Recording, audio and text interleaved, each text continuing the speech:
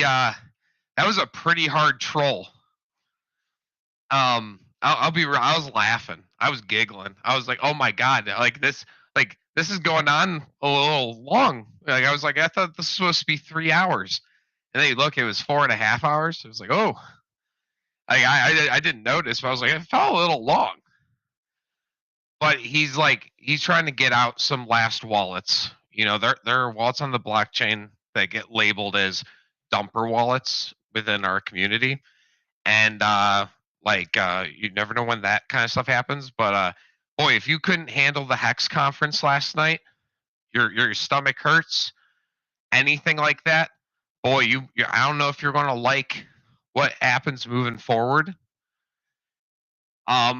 If you want a distraction from the things you don't maybe like from episodes of like what's happening, well, good thing we have fucking Alex.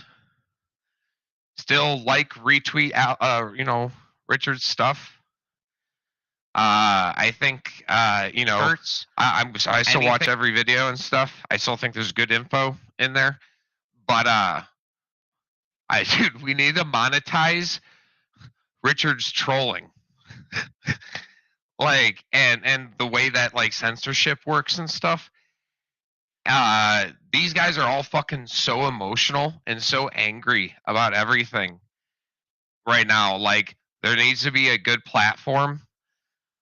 And yeah, dude, I'm stacking a little bit more for famous. I'm going to the 2000 for me, which is not a ton of money, but like for what I was putting into the market, it was about 25%. So I don't like lending and leverage and stuff. Like lending's fine, like when it's not like abused, and as long as it's DeFi, I'm cool. But like we need a way to short Hex, and people because people will start to think that they're getting fucking smart. Like look at that emotion. People all chat and be like, "Oh, dude, we're just going to troll. Oh, the price is going to go down." You know what? The price did go down, but that doesn't mean that you're fucking smart. If there were a whole bunch of shorts on famous leading up to that fucking like conference, there might be a day where Richard whips out the PP on a fucking stream. We don't know. Hey, and then like all the shorts and they just get squeezed. Sorry. No, don't say sorry, bro. I'm sorry for interrupting. I wanted to just stop you for a second there because I know there's the shorts, right? And that's what you've talked about. But what about the longs? It works both ways. And so it's going to project things. It's going to make it more volatile, which means it will reach a higher X factor, most likely. Yeah. I think that like you look at like everything and it's like, bro, like Rich, I don't want to point you out. You're my buddy. But can I just I want to go back to one of my core beliefs. Do you remember me saying like I just laugh like when people are like Fibonacci and the double cup and handle? I'm like I don't think anybody really knows. Do you remember how excited we were watching that chart? Watch when Hedron was at its like 4.0 point. All of us were sitting there just being like, oh, double. It's a double like cup and handle. Oh my god. Oh. Yeah. No, you're pointing me out. Yeah, you're right. Yeah, no, it's but okay. I was there too. But you weren't like betting hard and being like, "This is all in, baby." But there would be people who we didn't have a confirmation. All we had was like, it looks like this is what it's forming. But as Executioner was teaching us at the time, there's a lot more to it than just TA. TA is just one little part of it, and then you have the fundamental analysis, which you in particular are extremely good at understanding. And then we have like the overall sentiment of the market, but then there's other stuff like the fact that Hex is literally decorrelated. Like Richard Hart said, he said it was decorrelated, and then he kind of backed up and said we don't know if it's correlated or not. So, but I think that's essentially saying the same thing. And we have all of these things working for us. But that was I you'll be proud of me. I didn't FOMO in on this last little pump, and I have stables on the side, especially knowing that he probably wasn't going to release V3, and there was all this like hype built up around it. And sure enough, we had a pullback, and we'll see how long it continues. But we're probably going to go for another leg down, or at least I'm hoping, because I want to pick up as much as I possibly can. That's all there's to it. Maybe there's just like this time where Richard goes super crazy, dude, and just like everybody thinks that you either need to long or short hex. We're so deep compared to a lot of the Hexagon community. I think that like, me saying like, yo, DCA, stay chill, focus on your yield. It's a lot different of a view than everybody else. Everybody's getting all emotional about this roller coaster. In the future, I see us like if you're right here, you're trying to play the game, dude. You're trying to get the biggest piece of that juicy, sweet Icosa pie. Um, this is now a tool of the toolbox, and like how I don't care. I'm like, oh, dude, I don't care like what today's price is compared to yesterday. Who gives a fuck? You guys are like putting all your effort thinking into the things that don't matter. But like if you were like earning fees on all of that, if you see a 50% dip or a 100% return, you know what you might start saying? Oh my God, how many retards did we liquidate today? And how much money did our community make because people are stupid and degenerate gamblers?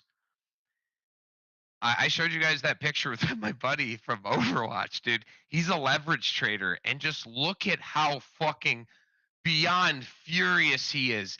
If Hex starts going up, he's going to start thinking that he's fucking smart, and he's going to put on one of these orders.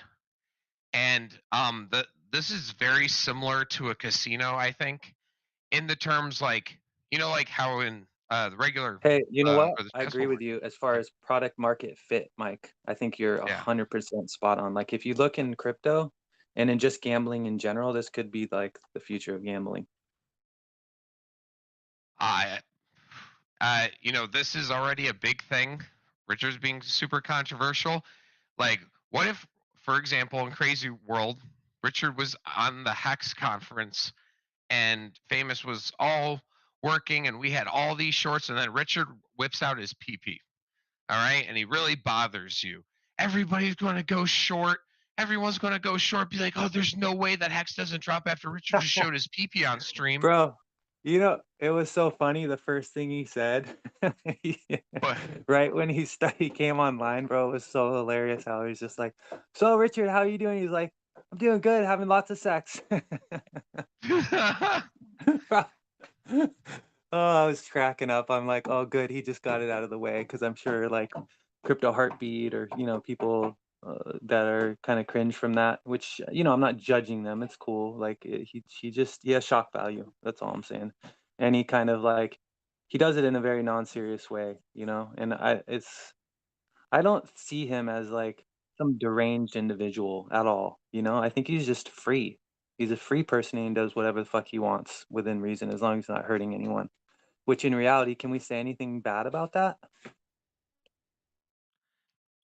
he invented something that could free the human race from like inflation. Do you guys think that this guy was just going to come up here and everybody was actually going to just get on one knee and be like, "You're right, Richard. There is nothing better than Hex." No, bro.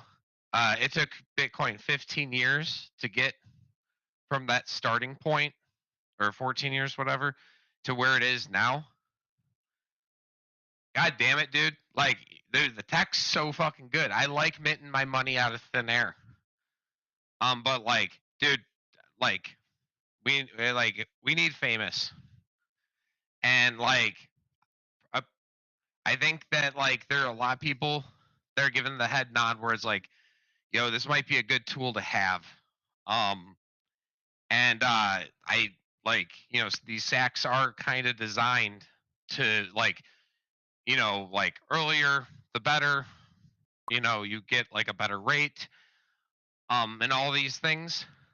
But out of the parts of the vertical integration inside this system, this is the lowest sacked thing. We've gotten sack by sack by sack by sack. And as we move sack to sack without pulse chain launch, there are less people willing to do it. So there is more upside. Um, I think there's more upside for Buck to make the best like lending DeFi platform in the market that's secure and earns trust of the community because because he wants to make the fees on the haters. Dude, I'm definitely selling my truck. I was supposed to look today, but like, dude, I'm putting in for famous. Not getting paid to say it.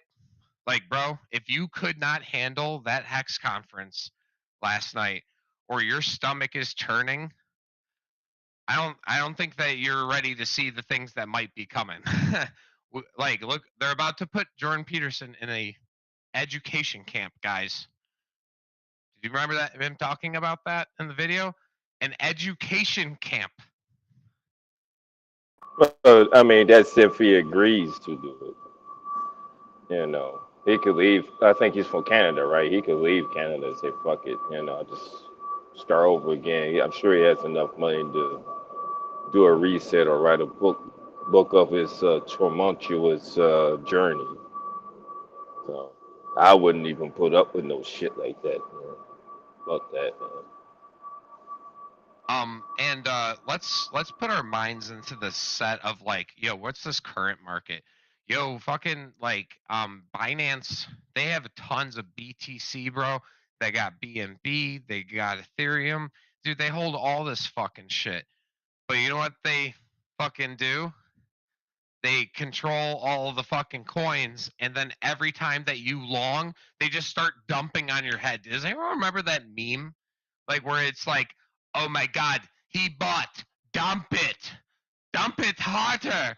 And it's just like every time you make a move, it feels like somebody is watching you, and like they just like they dump on you because you don't know anything about the market. Well, that's why like Richard's like, yo, don't do that stuff, guys. It'll get you wrecked.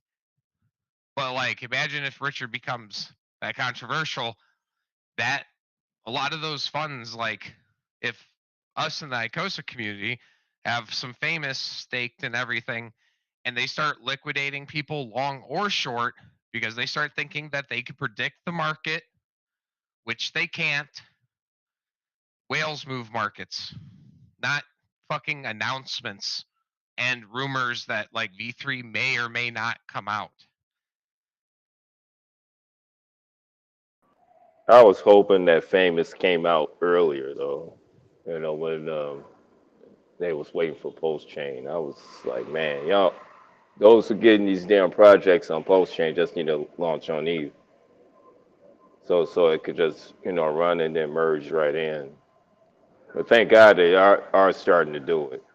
You know, If there was enough shorts leading up to this conference, let's say, Famous is out and like everybody knows like, oh, another pulse delay, dude, another pulse delay, man. Everyone's going to start shorting because the last 6 times Richard came up, he didn't have a pulse announcement and then the price dumped. People think like correlation is causation. No, not always. Not like no. Especially here, if we had a whole bunch of shorts leading up to this conference, like a ton of shorts, with a lot of like borrowed liquidity, dude, we probably would have gone up because so many people would be shorting it, and then just the big players are like, I don't like how you're shorting Hex, and then you know what they do? They take those fees. They have a big treasury too. Maybe like I'm not saying that they like designate to buying more Hex or anything, but like people like you and me, people in this chat who want the biggest Icosa position, we will be using those fees to mine more Icosa. Just like how you mine Hedron with mine Icosa with your Hedron stake. You're gonna be mining Icosa with all the fucking hater tiers, but don't worry, we have Alex, that holy neckbeard of like crypto. Richard's gonna be on the forefront, news, big interviews, Joe Rogan, all of these other things. I saw him passing the torch to Alex for the leader of the crypto space. That's how big this has gotten.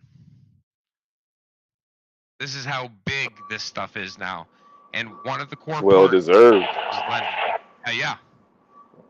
It's well deserved, man. It really is.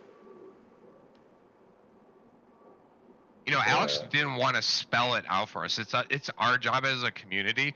Remember, like when you got into Hedron and stuff, there's a lot of controversy because, oh, Alex isn't Richard.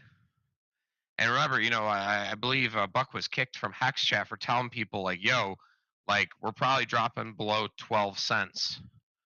I was actually like, I that was when I like sold for my truck. I didn't hear it from Buck or anything, but he did get kicked out.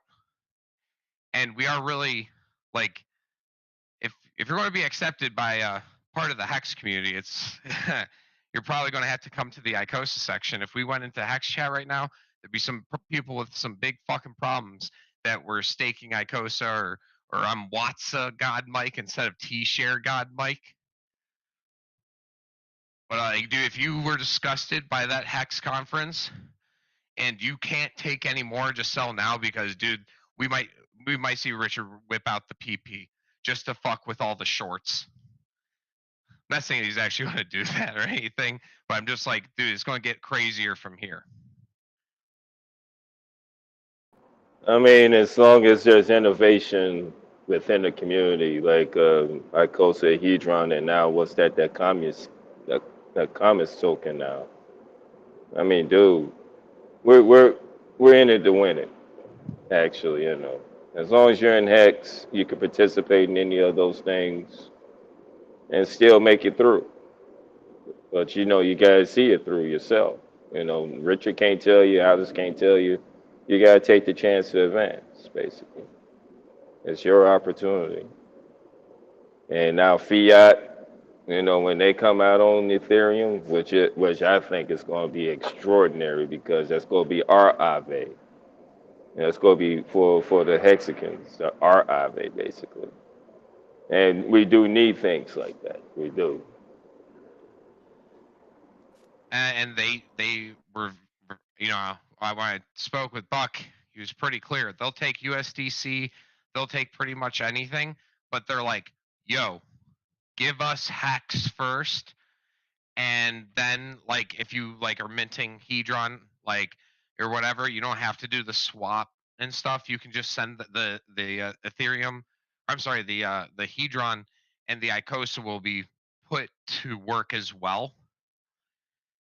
And there will be a time where some of those coins actually might be used to maybe well, I think most of this is all liquidity.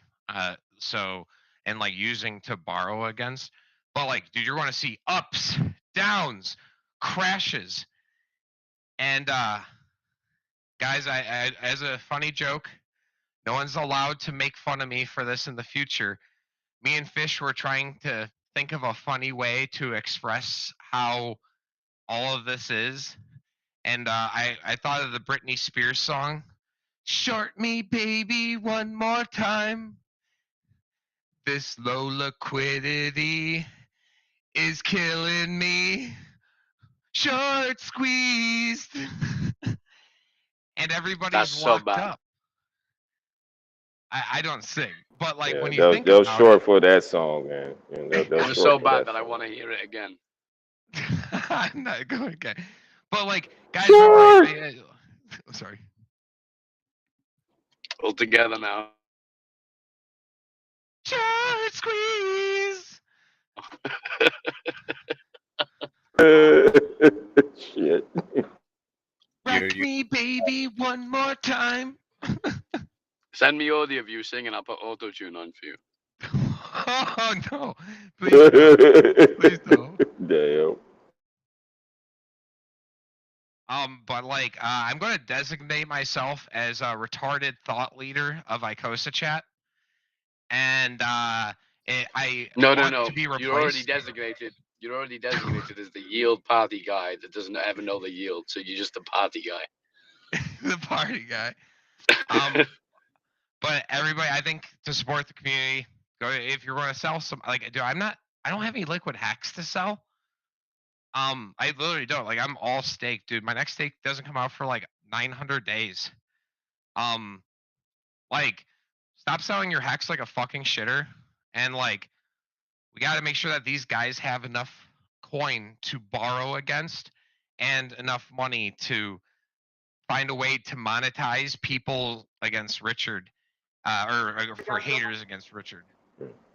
Yeah, you can't fix stupid, man, when people just dump their hex like crazy, you know. Yeah, you can sell some. You can sell some, but dump it all. Like, no, you just can't fix the idiocracy of people, man. You really can't. You know, especially where they come from in the state of mind. It's just, hey, basically that's how markets are ran also, you know, by the stupidity of others, I guess. One man's garbage is another man's gold. That's a fact, especially when it comes to them dumping hex the way that they do, because they never understood it in the first place. I mean, just remember that tweet that Richard did like about 4 days ago, and he asked, "Do you understand T-shares?" And he put like a poll, like yes or no, right? What's that? 2/3 of those who took that poll understood what T-shares were. So that means 1/3, 33% of hex investors do not understand what T-shares are. And those are the main ones that get rid of their bag quick, like nothing else.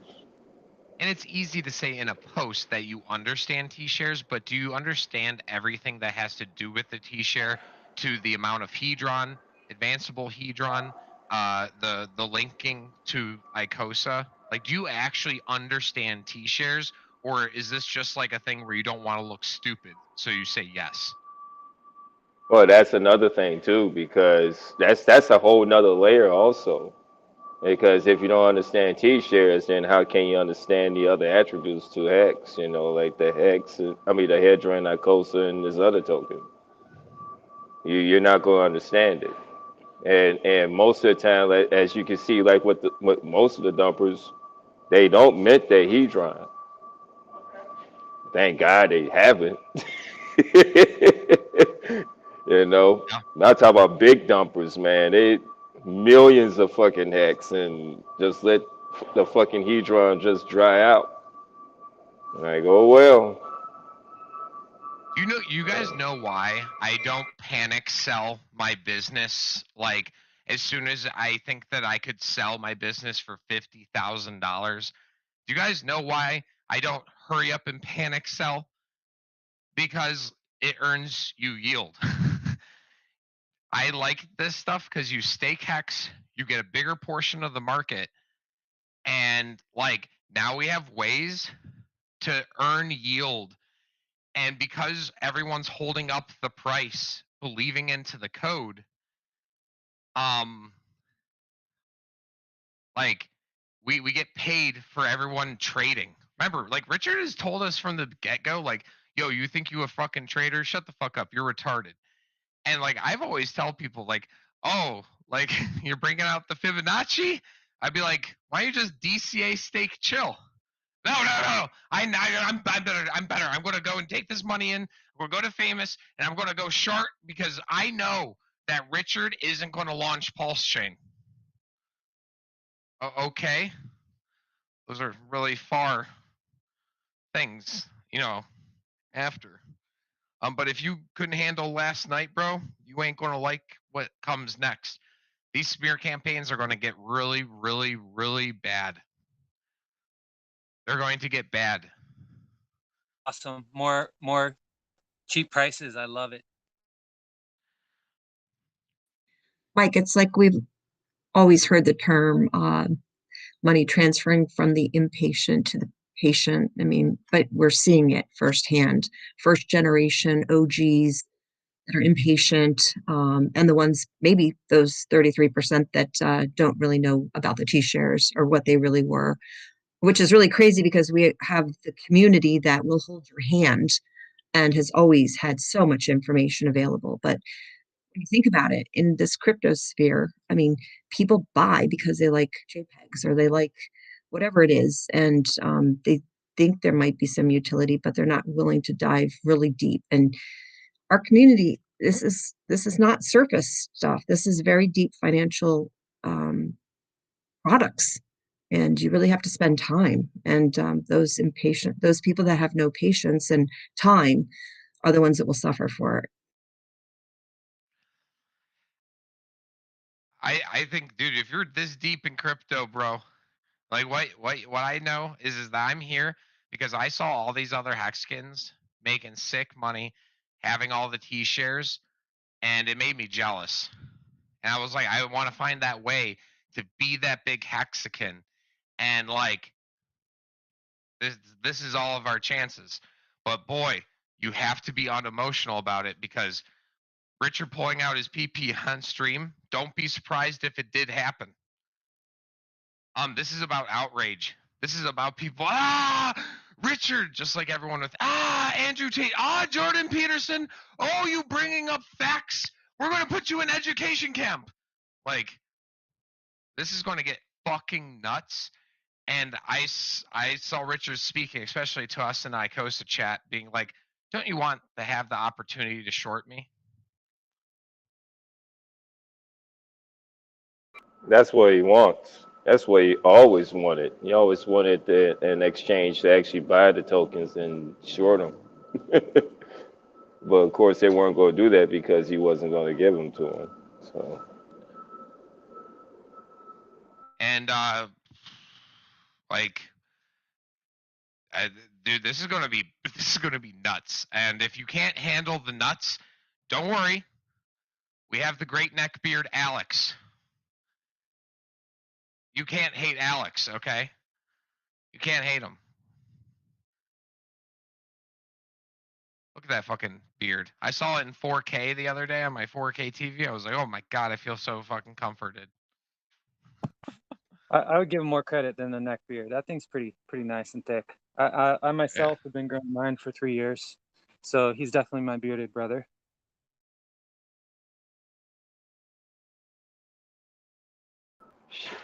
I couldn't even think about growing a beard like that, man. But like him teasing people, him maybe trolling his own audience, there are a couple stakes that are dumper stakes, and they have stakes coming up. They are better off to think that this is a dying project and selling the bottom so that we can go to $10. I didn't dump all my bags at 50 cents. Oh, sorry. $40, Mike. 40. Sorry, 40. Sorry. I don't want to be the bear in the room. Well, I mean, the thing is, all they see is the Hex token price. They ain't seeing what the other shit behind Hex. You know, that's where they lose at, the lack of information and the lack of understanding of our products. So that's how we win. If you rewatch that stream and just take out the way that he spoke and just like pretend that he was talking to you in normal Richard voice and then listen to his words, I think you come out with a different outlook. I watched the 4.5 hour stream twice. And like he said, dude, Hex is the greatest thing since fucking sliced bread, dude. There's still nothing better than Hex on this market, boys. I mean, look at the bear market. I mean, we're in the fucking bear market, dude. And those who are staked and staked long, and only that, had the outlook to actually, look for profit in the future on how to stake. Dude, you're doing great. I mean, shit. Their guys are making like, minimum like what, $500 a month. I mean, just a minimum. I mean, dude, people are doing well that understand this product. And then only that, now you got the layers on top of it. Now you got the was it Hedron and Icosa too now, dude? Fucking Icosa too, dude. I mean, the yield off of that shit. It's just absolutely incredible.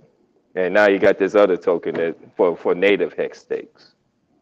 I mean, dude, we're winning every damn way, dude. I mean, dude. We just need a way to short X, and so like we're gonna put in some like I'm selling my truck. I'm putting in the famous. I'm gonna do $2,000. Like I think I'll just buy Hex off the market. Because I like when Hex gets bought off the market because it's funny because then it's like harder to sell down the price, and then I get to watch my number go up. Like I almost hit millionaire at 50 cents, bro. I was really fucking close, bro. But I wasn't in any mood to fucking sell. I was like, come on, I need another digit on this bitch. I was like, let's go to fucking $2. Well, we need to shake out some bad hands, and we need to find a way to take people's emotions to throw more money at the hex price. And remember, if you buy Icosa, like in my eyes, you're buying hex. So like Icosa and hex, two sides of the same coin. Yeah, I agree to that. I really do agree to that because yeah, if you do, say for instance, swap your hex for Icosa. I mean, Icosa is a short term. You make yield off of that, like I'm doing. Flip the Icosa yield for hex, and take a little profit out of it. There you go. I mean, it's such a triple win, dude. Plus the Hedron off of it. You make a Hedron stake. Add on to that. These big guys, they're going to end their stakes, and they aren't going to like understand the concept that over time there are less shares. So now all of a sudden there's less Hedron being produced. Dude, there's always people looking for that auction for a 50% discount or whatever. I want to be my meme that I made to make fun of Solix because he is a dumb bitch. But like I was like, keep holding up the price of Hedron for me, baby. I'm a professional Hedron dumper, baby. Well, I think that might be mean, or you'd be like, Alex wouldn't like you to say that, but it's like, bro, it's better than selling your hex. Like, you want to come into the fucking hex community, get some cheap shares? Well, dude, you're gonna have to buy my Hedron, and it took a lot of monetary power, locking up, and days served. So probably in the future, it'll probably go for a premium. If we're the only ones here in this chat who have all the hex stakes left because everybody else was fudded out, dude, we're going to be earning like the majority of the Hedron percentage. This is a way, like through this game, it's about finding ways to not have to break your hex stakes, and then after they're done, to be able to re-wrap them and then send it out for 15 more years, just because more and more people are going to leave. Shares are going to get more rare. I'm making the call, man. Like I think we all need a sack for famous and hope that they make a great platform. And like, dude, do you think that because like Alex is loved right now and all these things that he won't have haters? This is also to protect, Alex too, I think. Now think about that, dude. Just because right now things are fucking awesome and everyone's focusing their attention on Richard doesn't mean that Alex won't be a target. And like there needs to be a way to be wrecked. They completely fucked. Which case he can be attacked? No, or what case? I'm not saying there's cases yet, but like just because it hasn't happened yet doesn't mean that it's going to happen kind of like coming up. Dude, we're going to see Hex and Icosa be very, very controversial. And low liquidity, bro. I don't think that I would want to gamble on a low liquidity staking coin. sounds like you get fucking wrecked real quick. Remember me telling you about the Icosa being the rocket launcher, flamethrower fucking crypto that no one understands? What happens when retards start to long Icosa while it's at the ceiling price? You guys understand how Icosa and ceiling price works in tandem, but do you think these degenerate gamblers are going to take the time to understand that, like, there's a ceiling price here? A fool and his money will soon depart, right? Yeah. They're going to Yeah, be it's eaten, basically no? the scenario.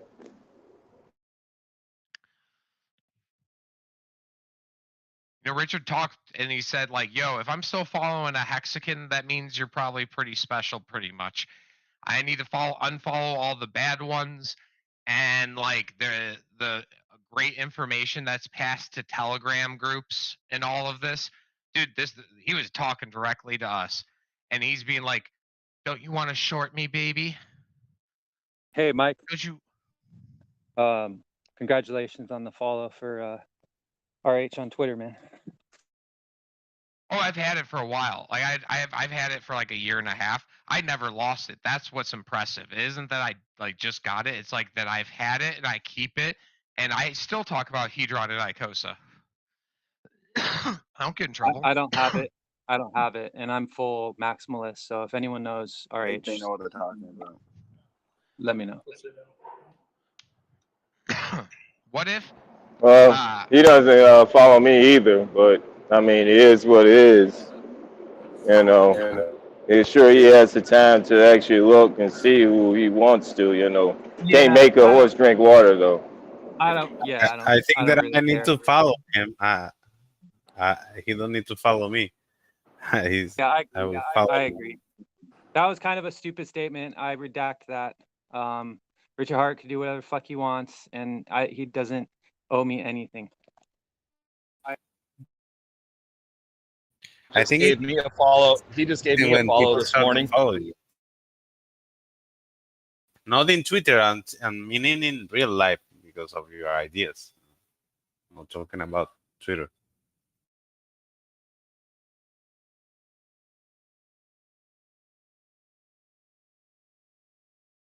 Look at how emotional everybody's been. Like, I don't really care what Richard does, dude. Like, especially now that we have Alex, it's just like, if somebody's like, oh, how can you support Richard? Be like, yeah, dude, that's to get all the attention of everybody. The real guy right now is Alex.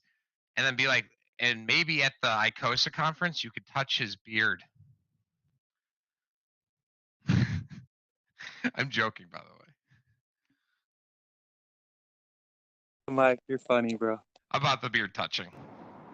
Yeah, I ain't touching no one's beard, man. I want to touch something else. Only ladies can touch my beard. Fucking men get away. He get cracks. Just joking.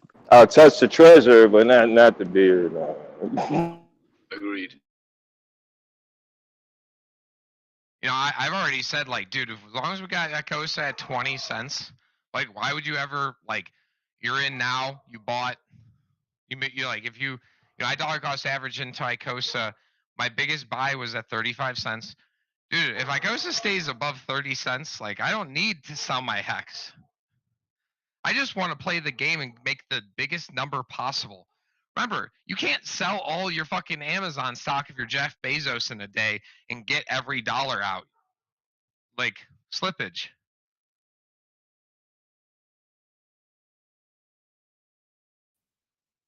I will do it because I have my own coin and it's better than yours.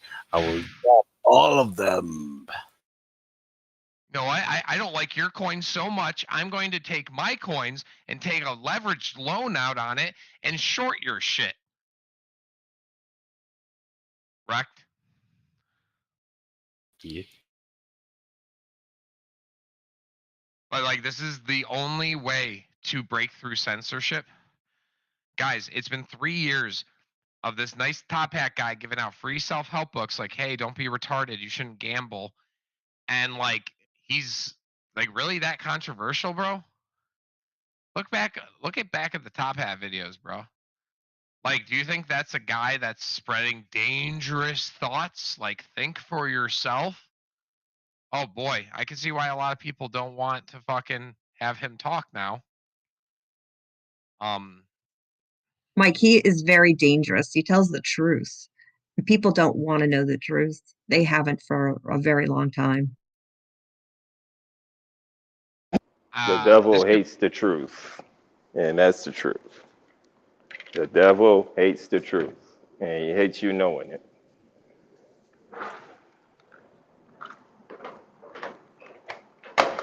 So he sends his minions to give you the flood straight out the devil's ass.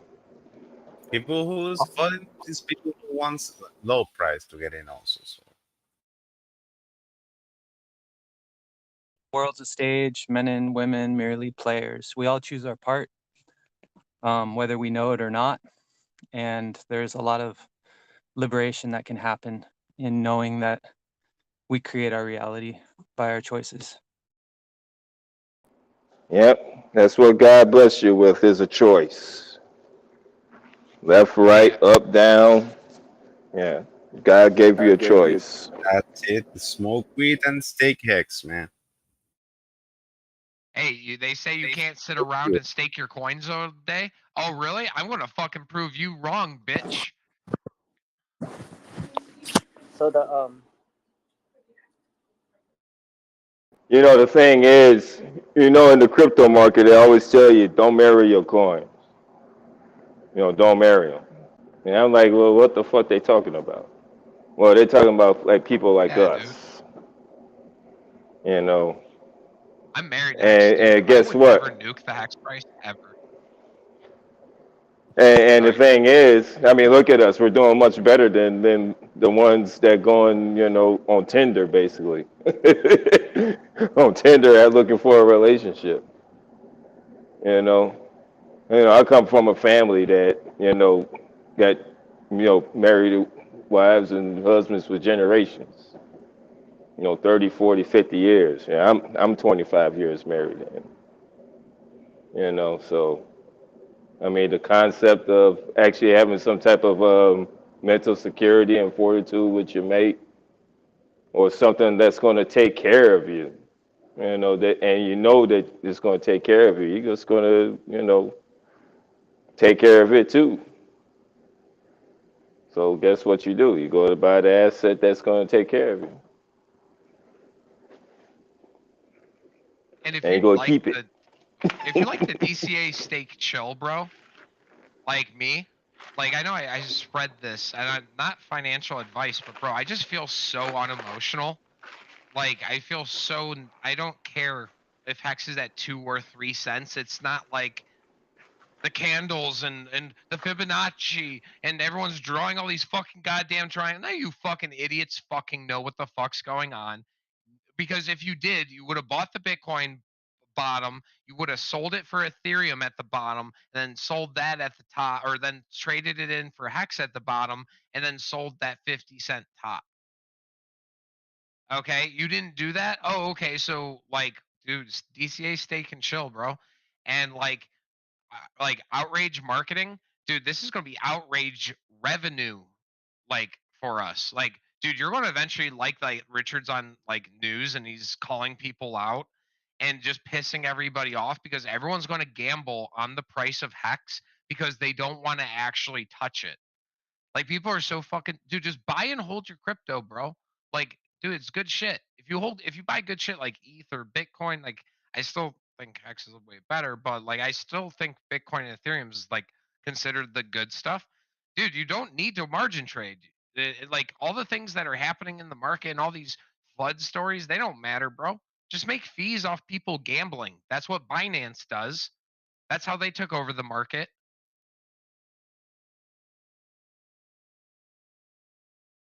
So I'm making the thought leader call here. I might get in trouble. Someone might get wrecked. I hope I'm right. But dude, you need this in your toolkit. This is a fire sword with extra fire damage.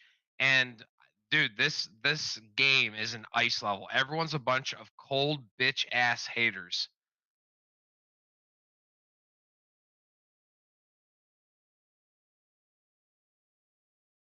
Yeah, it definitely shows, you know. I mean, look at the majority of the crypto market.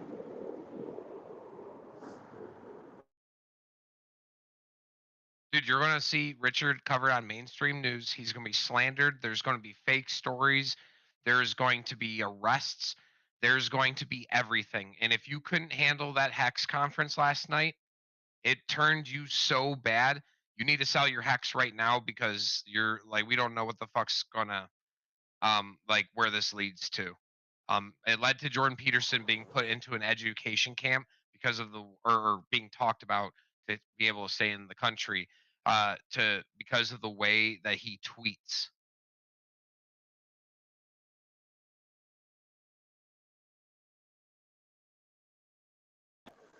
You know what? I didn't even see the Hex conference last night. I was busy watching the flick with my wife. Gonna have to check it out.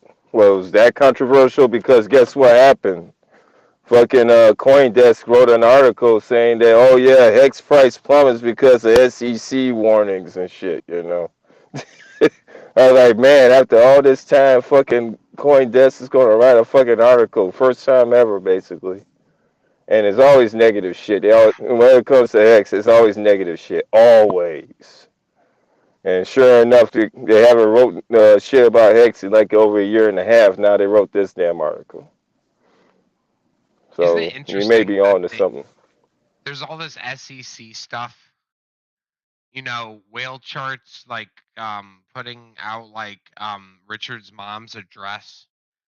Dude, this isn't like the the end. It's going to get really, really nuts. I think if you're here for the tech, you're here like here for the tech and gains in a bigger position in the Hex ecosystem. You want to earn passive income just by doing nothing. Like you're probably here in this Telegram and you're willing to do anything possible. And like, dude, like we need to shake out some of these other OGs. They don't get it. They don't even understand Icosa. Like you guys in this chat spend all this time like listening to my game theory about Icosa. It's like, dude, this is part of the economic engine. And it's like, if you're here for those reasons, you have Alex and Icosa now. So don't worry. Like you're still a Hex, don't be like yeah, dude, I hold Hex, stake Hex. Dude, Richard could do whatever the fuck he wants. If you want one of my Hedron miners, dude, you're gonna probably have to buy Hedron from me as I'm selling it on the market. Or like you're getting liquidated on fees. Like I would rather use my Hedron to buy HSIs. It is pretty fun playing on the market to get HSIs and trying to get a good deal to recycle for a bigger position. This is the short game uh of the Hex ecosystem. And man, if you don't have good short game, man, you could really fall behind in the end game. One T-share will And be that's by special in the design. future. Oh yeah, definitely, man. You know, that's basically all you need is, I mean, you can make just one T-shirt stake, and that's why I posted that on Twitter not too long ago. Also, like, hey, you know what? There was a time I used to make stakes by the number of hex, but then I realized it's really about the number of the T-shares. So you make it by the T-share instead of the number of hex. Like, hey, I want to make a 5 T-shirt stake instead of like, okay, I need to make what's that, 300,000 hex stake or something like that. Which eventually you're gonna have to have 300,000 hex for that 5 T-shares. Shit.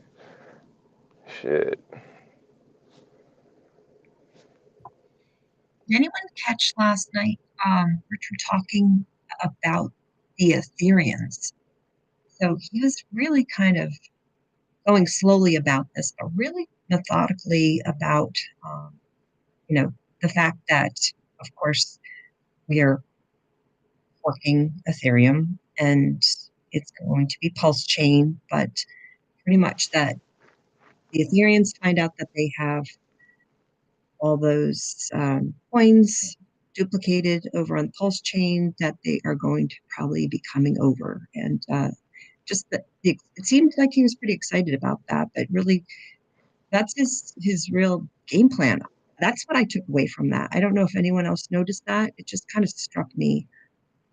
Kind of That was out. the plan all along. Even before he upgraded this fork. That's where Pulse X actually came in at. The concept of Pulse X to have the liquidity ready actually, for those who want Link on Pulse Chain or Uni on Pulse Chain. Yeah, he was actually prepared for that definitely. But now with 2.0, what's that? This 2.0 fork, it'll be pretty interesting to see what other dynamics he has in there. Hey, Kismet. He really didn't care about the Bitcoiners anymore because he had given them the opportunity to get free hex, and most of them didn't take it. But he was talking more about those that are in Ethereum that really don't know hex or Pulse and will come on board. And he wanted to save them. Really, it's my take. Yeah, they just gotta get their heads out their ass eventually. Still, to even take part of the ecosystem and the opportunities that they had before. I want to give Kismet a chance to talk here. Like, I was talking to him about what I thought and what I took away from the video, and I think that his input in his sweet, sweet voice is very moving. Please. I have no clue what you guys are talking about. We're talking about RH being controversial. This is probably going to get worse. And boy, leverage exchange seems like a core part of getting higher hex price and a way for hexicans to cash out or even like make hexicans not sell their hex. There's a lot of guys with 10,000 Bitcoin right now. They don't sell their Bitcoin, bro. Better than cash. Yeah, I mean, with regards to the leverage platform that is going to show up in our ecosystem, that's important because there's going to be a group of people who will need that. And if our ecosystem, if people in our system do not do that, then somebody else is going to come and do it. So it's better we have our people doing it. So that's important. But I wanted to touch on the idea that at Hex's all-time high, one T-share costs $9,000. Just think about that.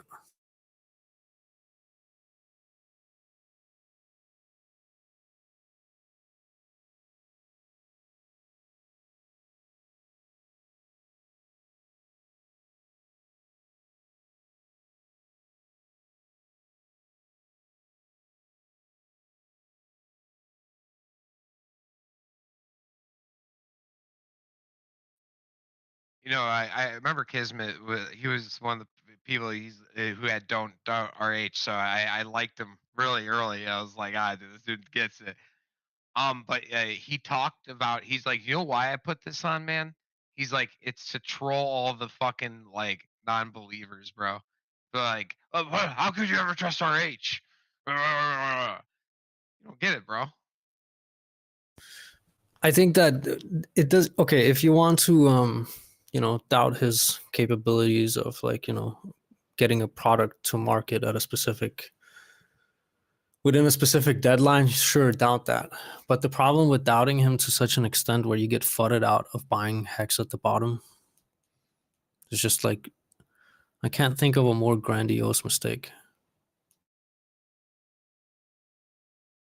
Oh man, they shooting themselves in the foot, definitely, man. And like you were saying about the all-time high, and Hex was the T-shirt was at $9,000. I mean, imagine the price now when it hits to his previous all-time high. It's gonna be like twice as much.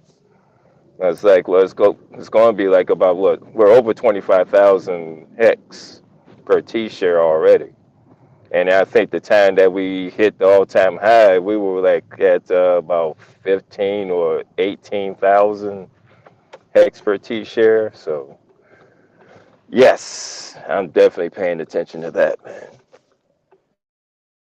What are we gonna get? Like, what other highs are we gonna go to? Because imagine a world where one T share will cost more than 1 Bitcoin. And Hex is just that thing. Like I think Kool-Aid mentioned that Hex is that thing that you just get at the end of it that you can sell and then, feel rewarded for the effort that you put in by delaying your gratification. But the T share was going to beat Bitcoin. And I mean, if you think about one T share costing $9,000, that's pretty close, dude. Yeah, absolutely right about that. That's very important that people actually, like I say, make your stake. How you make your stake is by the T share, not by the amount of X that you have.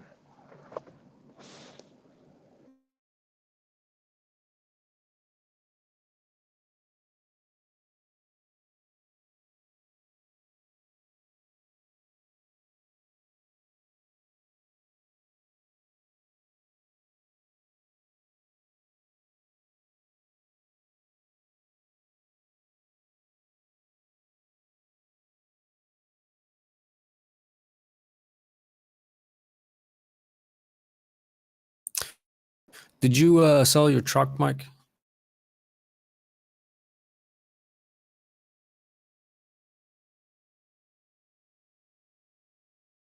He must have left out for a minute.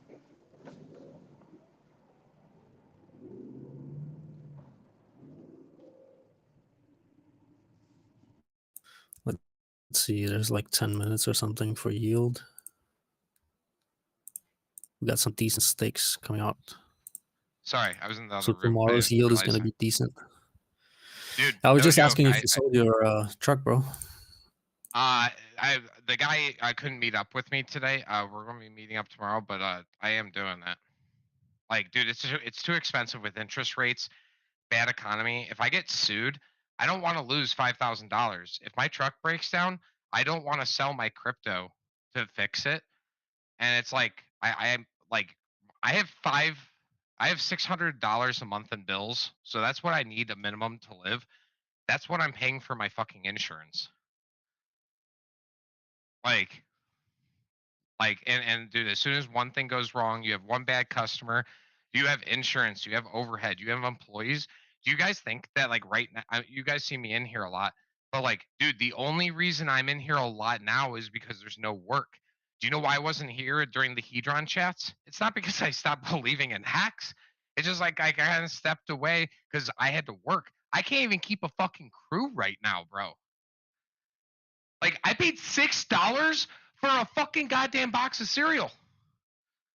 I still have ways to make other income and stuff, but like, dude, people around the world are desperate for a store of value against inflation, bro. Truth Dude, you can is, we hate. got it. And Dude, that's the okay, ultimate truth. But I just want to point out, yeah, you go can ahead, hate Mike. Trump. I wasn't a Trump guy. He made me feel like not happy. But when he went around and gave everyone low interest rate loans, so people had a house, a roof over their head. It did create a little bit of a bubble, right? But like, that's something that added value to every single person's life who took advantage of it.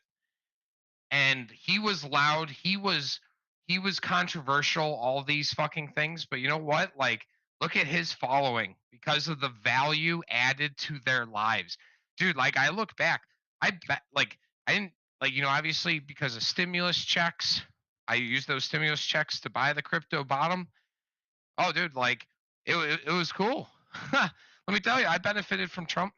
Um, like, and it's just like, it's not about the mess or the way that you talk. You know what this is? This is about like what value you add to the world. I'm not going to be emotional about it, but everybody else is. Imagine if you could long Donald, or if you could long and short Donald Trump and monetize people's feelings and their degeneracy to gambling because DCA stake chill is too much for them.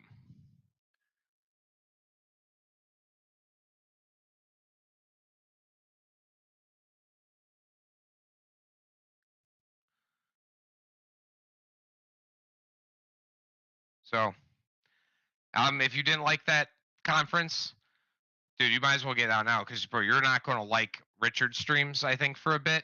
There's going to be hit stories. There's going to be things that come out. Like, I told you, like, months ago, dude, I see nasty FUD campaigns. This SEC thing, this is just number one. This is just number one thing that happened along the way. It is our job to think for ourselves. But like we do have, I think, guidance from some of the smartest people in the world, dude.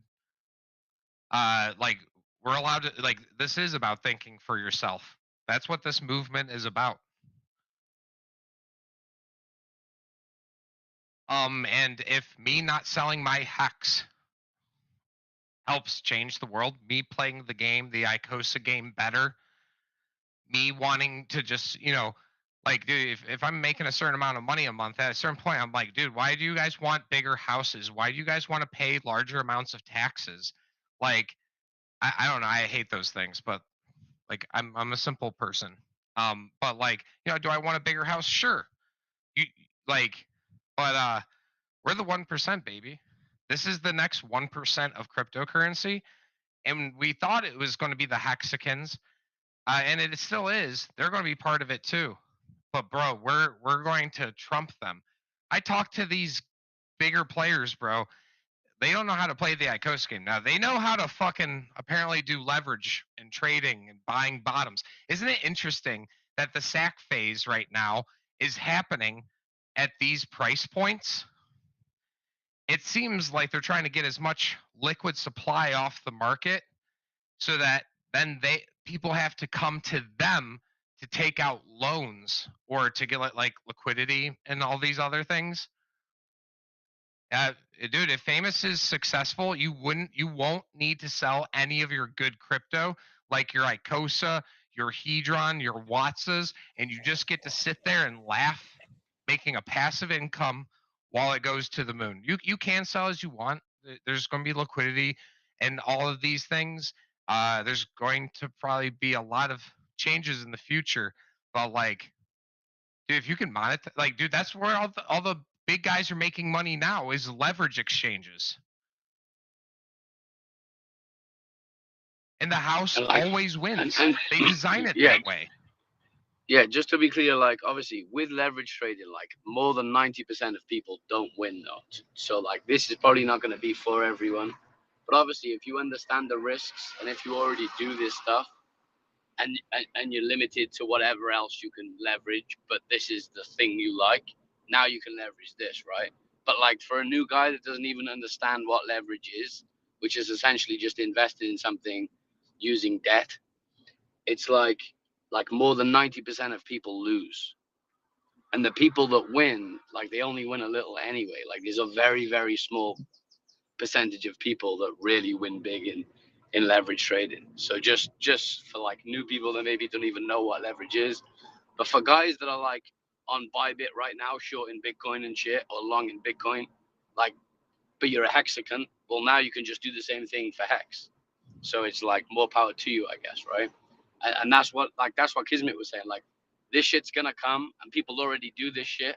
So why not let it be someone from the home team doing it, rather than some fucking randomer? We don't even know if he's a scammer or not.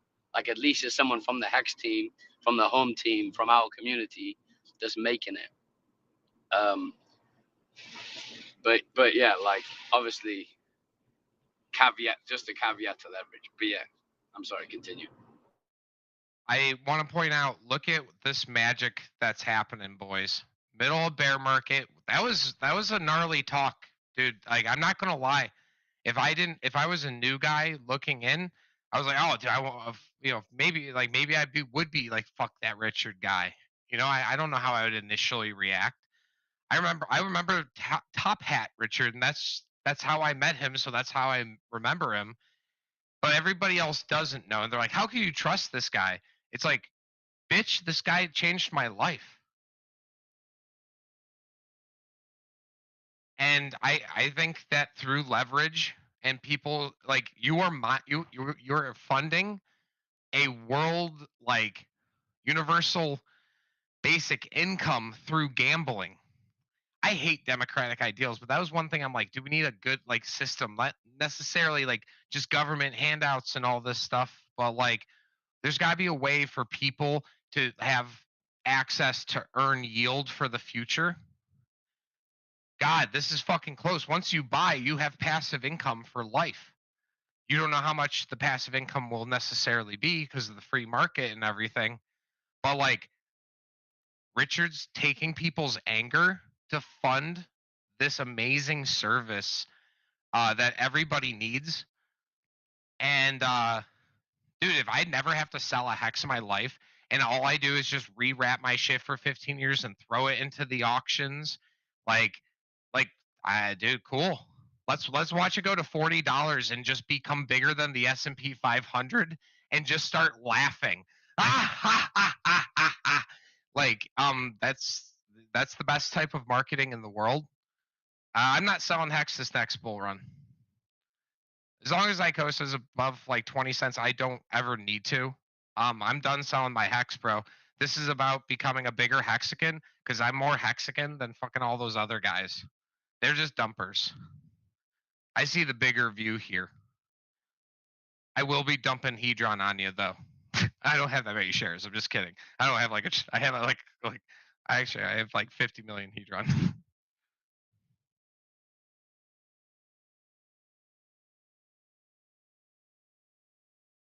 But like, look at this magic, bro. And then guess what? People are gonna come in and be like, "Oh, dude, fuck you, Richard Hart." Blah blah blah. Be like, "Oh, dude, just if you hate Richard so much, just go short hex on famous." Just like and then just like make it, dude. It's part of it, bro. You can either become a believer or you can gamble against it. And remember, the house always wins. And their fee structure, guys, you get I think it was 1.6 famous and then it was 0.7 fiat at the moment. And it's like 50 million cap. If you own 1,000 coins and there is a payout, after treasury, let's say 60% of the coins are those, so you could just like kind of even that out. You have 1,000 coins staked. That's $1,000 right there. They purposely made it super lucrative because also you do have price appreciation.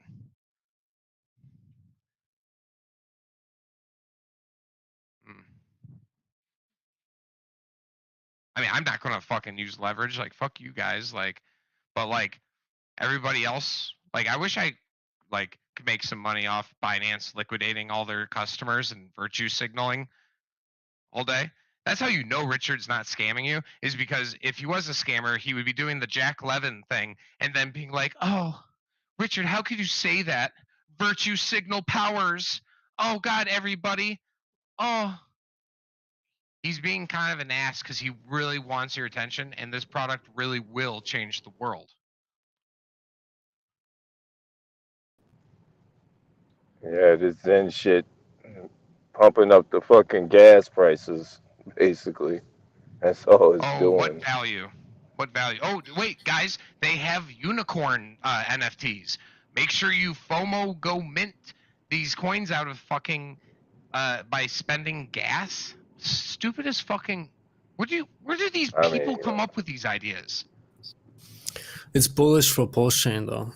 It's very bullish. Add another two or three projects like Zen on Ethereum when Pulse Chain launches, and just insidiously clog up the Ethereum network.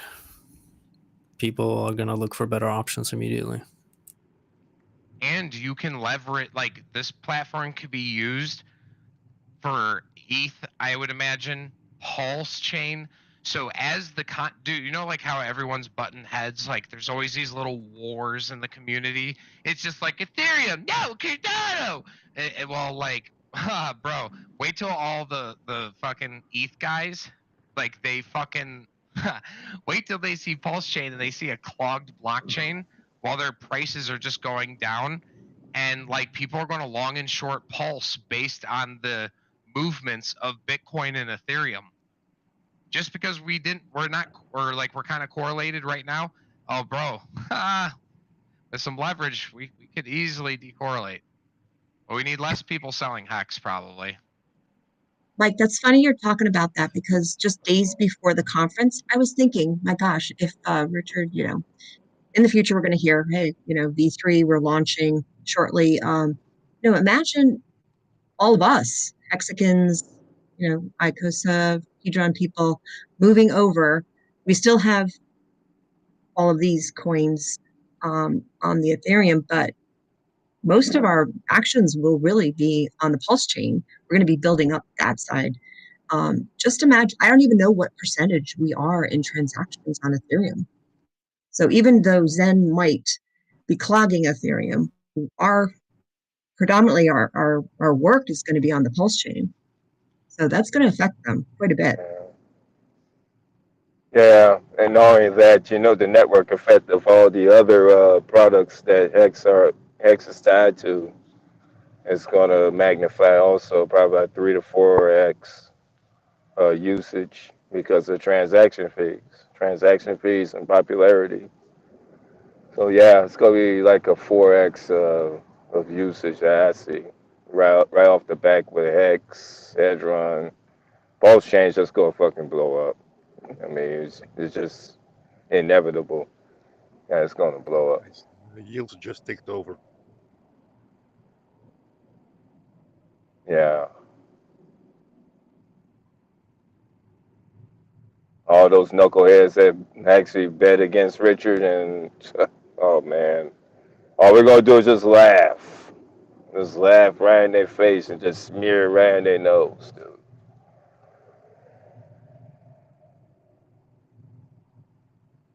And I always wonders dude, what if we all become billionaires? But remember, paper gains. Richard's talked about this. Not even Jeff Bezos or Elon Musk can just sell all their stock.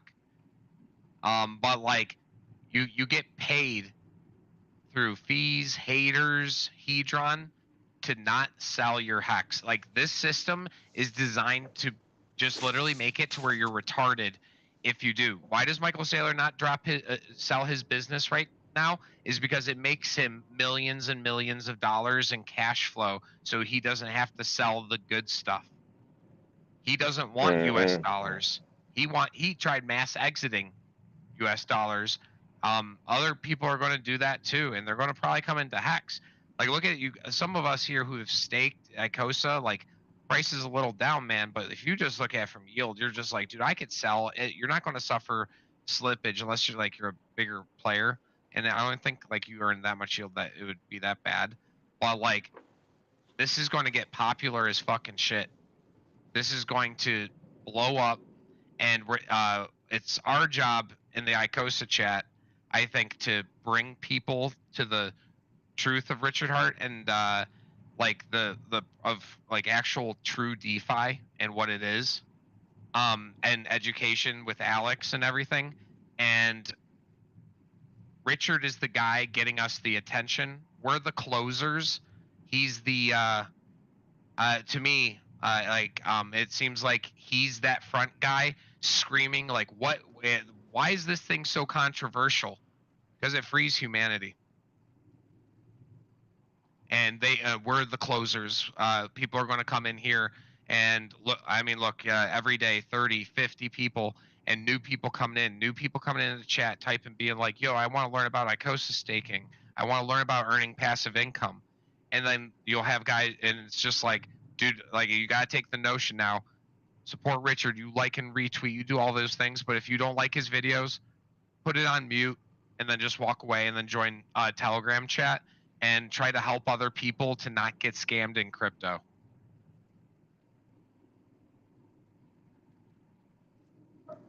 Each one teach one. Yeah. We have Alex as the front man of the guys who want to know why Hex is either the greatest thing ever or the shittiest thing ever. Controversy, we want to bring in the smart people who get it. They're the ones who usually have money. Dumb people usually already got wrecked on margin. Nice yield day today, 54 billion. Ooh.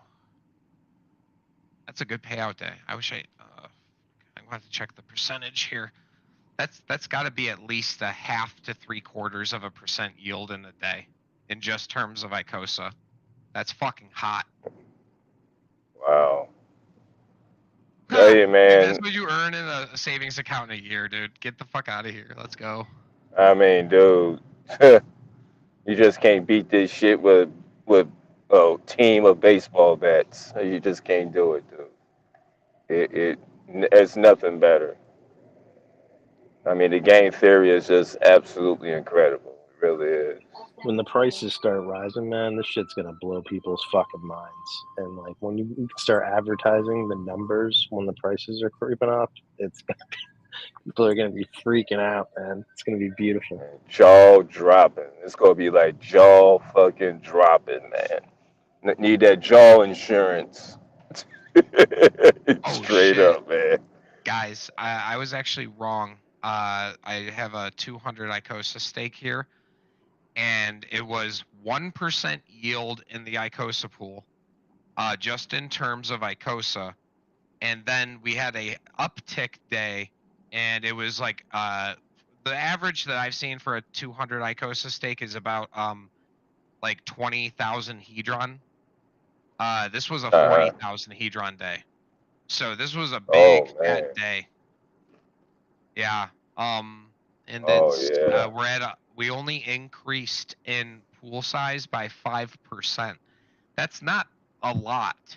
We're only at 109 B points right now in the Icosa pool. I think leading up to auctions, we were at like 80 or something, or it was like 7. Was it 50 or 70? Something like that. So, and there were a lot of coins created. So like I increased my Icosa stakes. So it's like, I didn't really get, I kind of like diluted my own, like some of my own stakes because I added more. That was a good day. And now you have this effect. Like, have you guys noticed, like, sometimes, like, you're like, oh, I see a dip, and you're like, oh, and there's a big burn, and it makes you kind of want to chase the carrot for the yield. Other people are going to see that. There was a day I bought a big bag at like 40 cents, and I was like, oh, dude, there's a couple big burns. It was like 200 million or 200 billion Hedron and stuff. I'm glad I staked those days. Price is still higher than when I bought it, and I earned all that yield. This is that carrot and stick that I'm talking about, guys. Like, people are going to start learning how all these mechanisms work like I do, and it starts to change the way that you like buy things. And like, I've made some really good swaps here. Like, I sold Hedron at the top. I went back in, got the Watsas.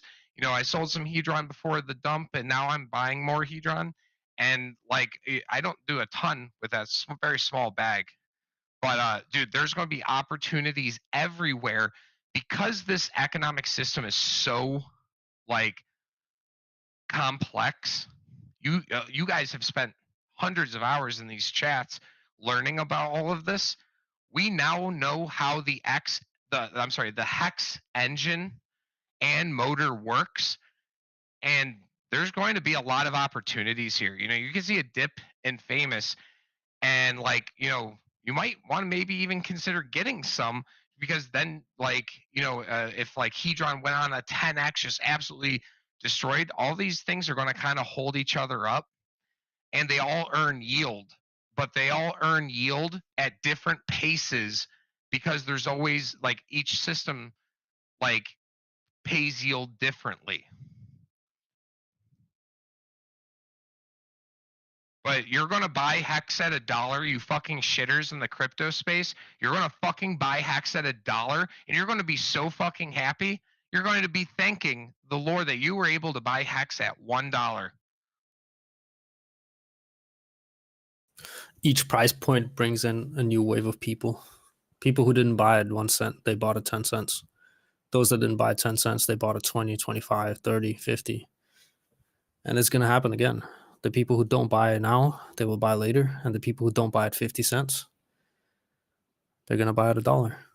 And so it will continue. And each wave further along the timeline that we go, the bigger waves of people are going to come into the system.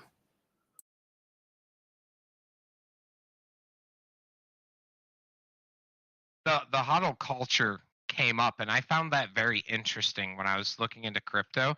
I was like, this is really interesting, this hodl thing. And like, yeah, obviously, dude, hodl, like it's part of my language. But when I was first in crypto, I was like, this is very interesting. It's like the like memes connecting to people, and it's like, dude, you like that's how you make it in stocks and stuff. You buy and hold stocks. Like like but like people have bad financial habits, so it's like hodl was a way for like it was that first like level into like, yo, hold the good stuff. Like this is about patience. Now we have the EES button. And Kismet told me, he's like, man, when you really truly understand the EES button and how bullish that is for believers, it really changes your view. Like, dude, I ain't breaking my hex stake right now, bro. Like, dude, my next one don't come up for 3 years, dude. I go into my principal. You can't get that kind of share rate anymore. Like, I like by the time that stake finishes, if I restaked it for 15 years, dude, if it was a let's say it was like 10 T shares for easy math, it would probably only end up being like 3 shares by the time it finishes and I rewrap it. Like Hedron's going to get rare. Might take some time, but man, like tradable shares, bro. This is the dream, baby. Like leverage, earning yield in each part of the ecosystem. I don't think we can just sit around and be like, God will please save us, Richard. If you don't lost Paulson, how is the price going to go up? I think it's a pretty that's a retarded view. Richard needs to be the controversial front man, and we need to be the closers on logic. And I think that's why I think Richard gave us a shout out during that video where he was talking about telegrams and like the people that he follows. Like he's being very picky. He said that if you're not a full hexagon, I'm not going to follow you. I think that I've had that follow for so long, and I have kept it because like he knows like he goes through Twitter. He wants to know who the true followers are. I feel fucking honored. So, but you need to ignore Richard if you're going to get emotional because it's going to get fucking terrible. But if it does, I've stated people will short it. Sorry, go ahead, Nate. Sorry. Yeah, I've stated that around Heck's 5th birthday.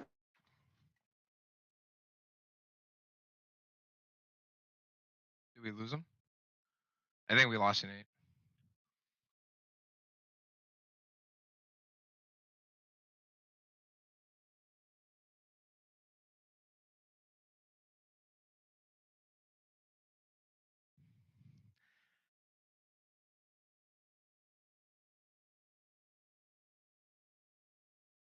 But like, I didn't get a single coin. I was not promised a single coin for talking about any of this.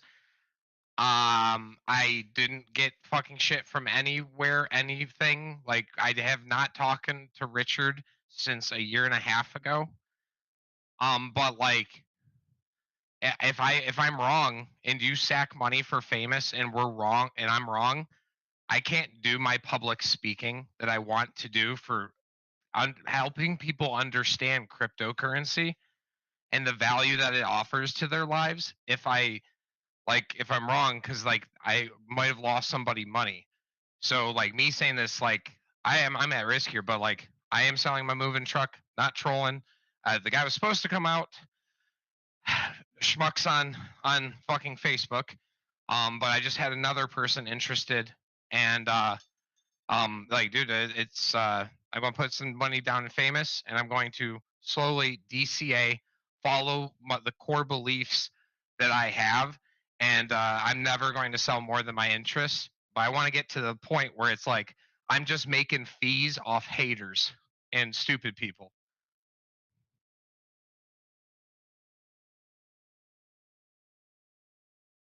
Someone else takes the floor, that'd be awesome.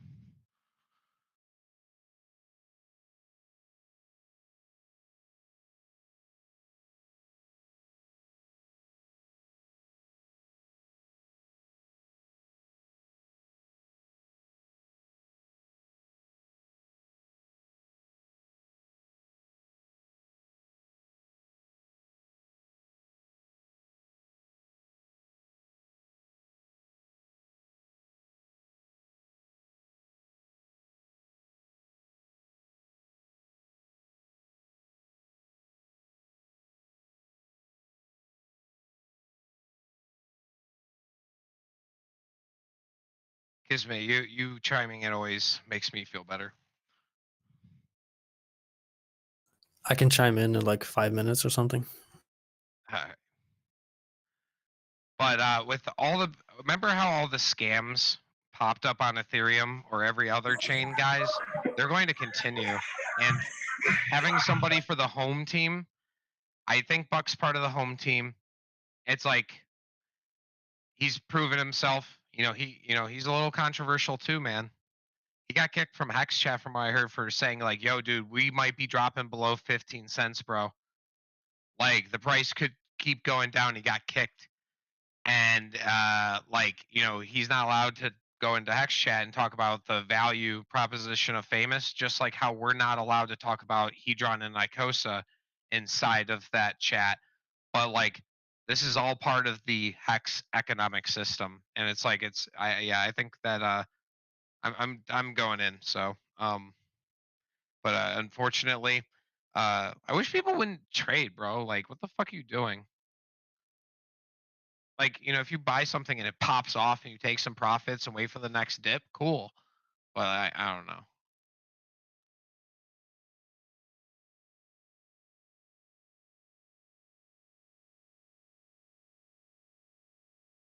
Besides, this Icosa yield, dude. Ugh, so good.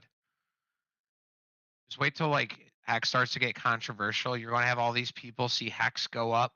It's going to go up, and then they're going to learn about HSIs, and then they're going to have to pay. They're going to have to buy up all our Hedron, and like we know how to play the game at a higher level than them through the Icosa pool.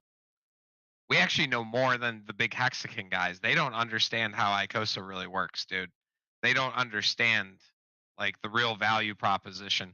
Remember when I told you guys that the Icosa pool is so fucking big, you don't have to get beyond greedy because like eventually, dude, what if 20% of all the shares end up in the HSI system? That's like 40 times more stuff, which is 40 times more Hedron because remember, the Hedron amount for a share is a fixed number.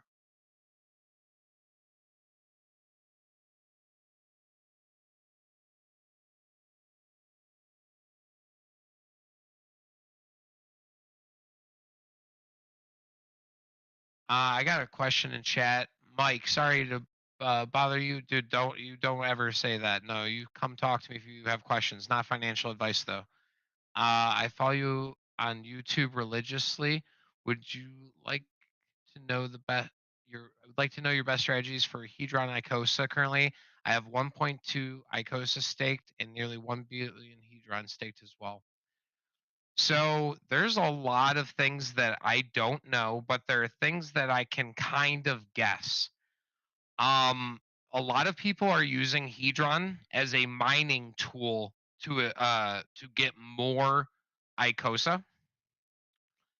I think that that's a valid strategy, and it's going to, as day by day, I see that being a more effective strategy.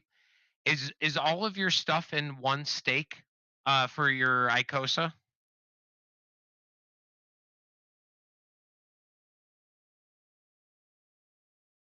All right. So you're fine. You didn't do anything wrong. What we have kind of found out over watching the system is that there's a really high potential upside with the amount of Icosa that you stake per wallet or per stake. And so yours is probably like a 180 day, I'm guessing, off the top of my head.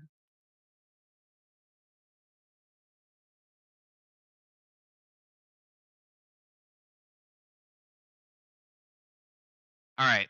So 180 days are good. I have a whole bunch of them. But what I'm doing now is I'm making more minions. This game is very complicated, but I say minions. Each stake is a minion, and you have a 180-day stake minion, and those are really effective. And but the next level of effectiveness is, in my opinion, 90-day stakes, because the number of at the end of 90 days, for example, you can end stake, take all of your yield, and then make your stake even bigger and get more T points while the 180-day stake is running. And in 90 days, if you try to emergency end stake and recompound all of your interest, you would take a 50% penalty. So 90-day stakes allow you to compound faster with less penalties. And if you are compounding better than everybody else through the seeded liquidity, you get a bigger portion of the pool, which means you earn even more interest. Now, the one thing to keep in mind is gas fees. We have a virus, in my opinion, on the Ethereum chain, and gas fees are a factor. So I wouldn't go all in on any play. I think the safer thing is like 180-day minion, and if you made any others, do 90-day minions. As in compounding, yes. Yeah. You can sell your Hedron to buy Icosa from all your like Icosa stake and everything. But one thing as a new player coming in, do not add additional capital to an existing stake. You are in most cases better off creating a new wallet and staking those coins because you don't want to reset the timer of your other stake. You want it to end and compound to get even more stuff going forward. Do we have any other staking questions? We've been getting some good ones.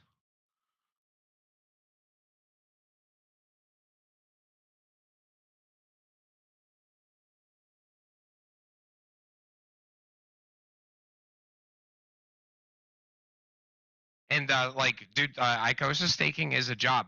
You have to monitor all your wallets. This is accounting. It's numbers. It's doing all these things. And this is in like a free market, and the best holders win. If you truly believe that Icosa could go to 10, 50, 100, 200, $500, do you want to sell it at $1? You are probably better off just like buying and holding it. But playing the Icosa game, you can increase your hex position by just knowing how the system works better than other people.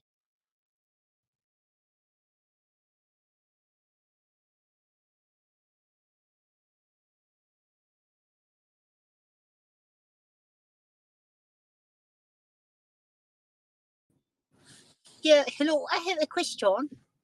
Mm-hmm. So, like, what is the max to stake the Hedron?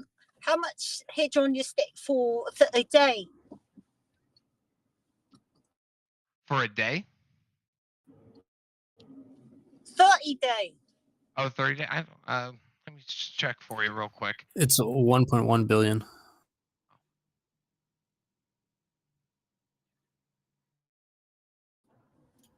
If you start staking more than 1.1 billion, then you start moving into 90-day territory. Oh, okay. Thank you. Welcome. And 30 days in that case are better for Hedron pool. If you have 3 billion Hedron right now, I think the best play would be make 3 30-day Hedron stakes so that you can pull all that Icosa out faster, and then you can have your yield earning more yield more quickly. It's just, yeah. Guys, remember that within the bonus structure, you only start receiving, you only started to receive bonuses at 90 days. But now that the bonuses are gone, it's a leveled playing field. And so if you start staking a lot of Hedron, you're just locking yourself up and you're forced to endure a time lock that you can't get out of without paying a penalty. So since the bonuses are gone, there's actually no reason to start making higher than 30-day Hedron stakes anymore. So the strategy of using the Hedron pool as a farming tool in case you are still banking on the speculative value of Hedron itself, and you don't want to rid yourself of it, but you just want to use it as a bot to farm yield that you can then inject into the Icosa pool, 30-day Hedron stakes is the only thing I would advise, because unless you have insane amounts of Hedron and you don't want to make a lot of wallets, then maybe you can go with higher stakes. But since the bonuses have disappeared, higher than 30-day Hedron stakes is not too good. Like if you have 11 billion Hedron, let's just say, it's better making 10 wallets, you know? Just make 10 wallets. Instead of making one wallet, make 10 wallets. And each 30 days, you can capitalize on the yield that you're accruing. It's much better than having to wait 90 days. Because within that period of time, you have a lot of yield just sitting there doing nothing for you. So 30-day Hedron stakes is the way to go, especially now that bonuses are gone.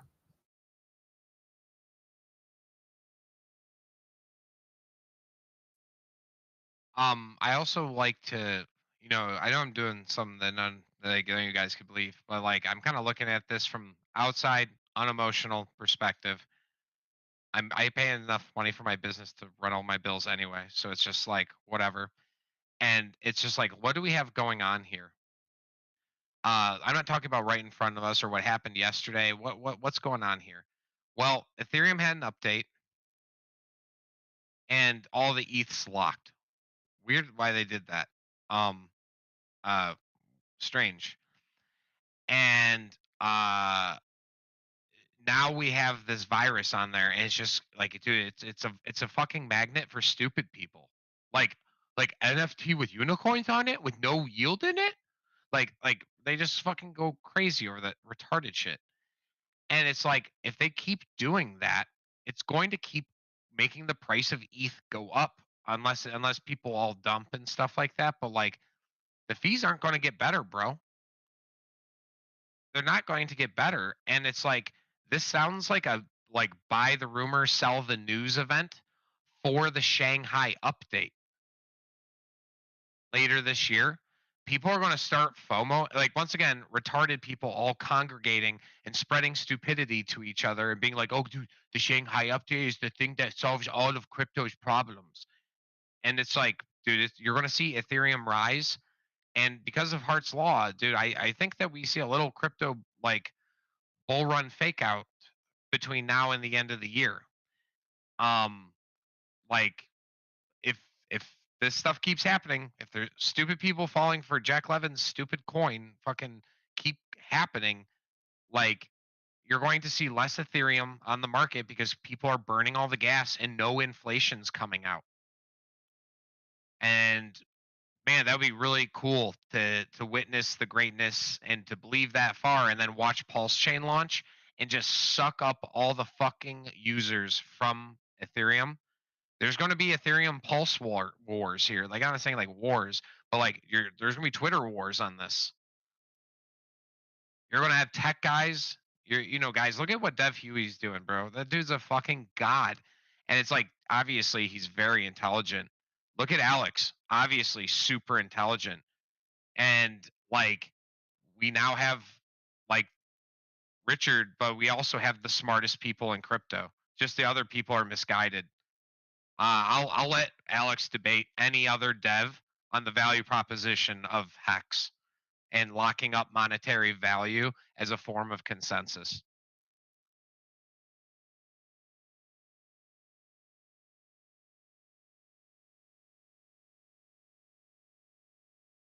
This is the beginning of the Hex universe, guys. The Hex universe. We're going to take over Ethereum. The T-share is going to take over Bitcoin. We're going to have the most liquid DEX within our own world. The things are going to be setting an industry standard.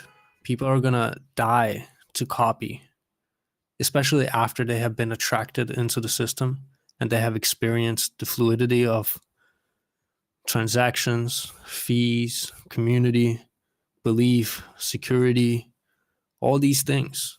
it will literally set a standard, especially at a moment in time where people are hungry. They're hungry for something that is not like, doesn't have this scammy vibe about it. You know, people are tired of that. And the Hex ecosystem is going to be one of the first, because the people in this system have spent not just this bear market, but specifically this bear market, let's just say that, building, improving, thinking, all these things, you know.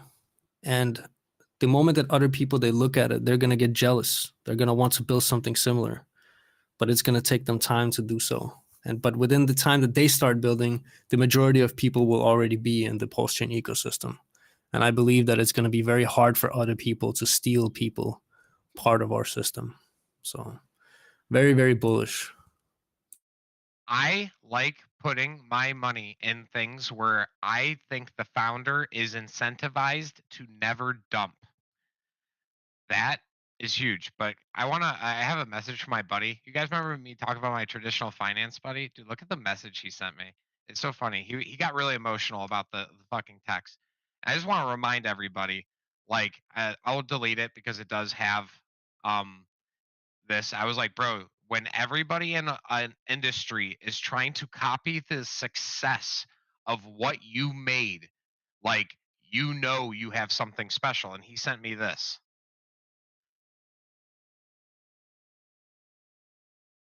I'll delete it because it does bring up scams that basically went to zero. Hex copies that go to zero. If you're in this chat, you know, don't buy those things. Sorry.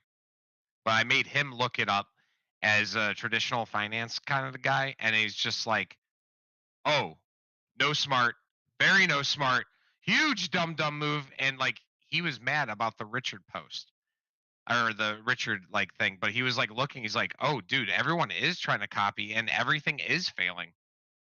Oh, right. Delete.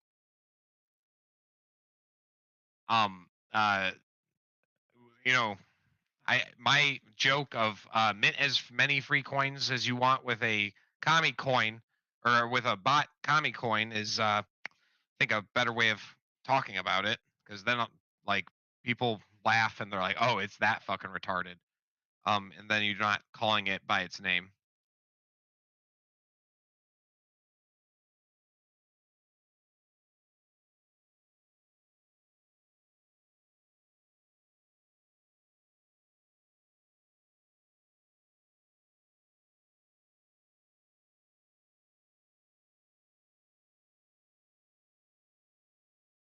Everyone's so emotional. I just like sit back. I'm like, what the fuck are you guys doing? Not all you, but like everybody else.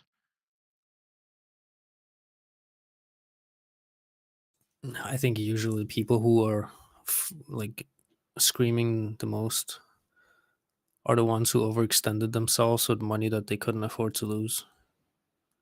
So that's why they're whining and crying. But with a little bit of foresight, you will understand that this comes back.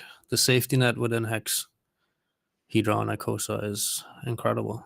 Like if you were in any other coin, there would be no light at the end of the tunnel. At least the tunnel is dark here, but there is a light, you know. You just have to walk a little bit, you're gonna reach it. But in other projects, there's no safety net.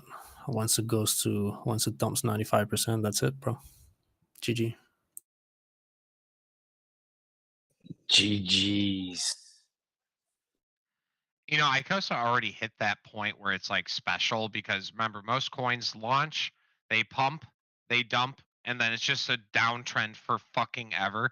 Icosa already went back up 100%. You know, it dropped back down, but it's like, dude, it's already proven itself. It's like, oh wow, like probably gonna be here. It already like did the thing that like 99% of other cryptocurrencies can't do, is survive a like dip and still have a community. Did you guys notice Alex came in here last night? He's like, I'm really glad to see you guys are enjoying staking your Icosa. Like, you know, yeah, dude, staking Icosa is fucking sick, bro.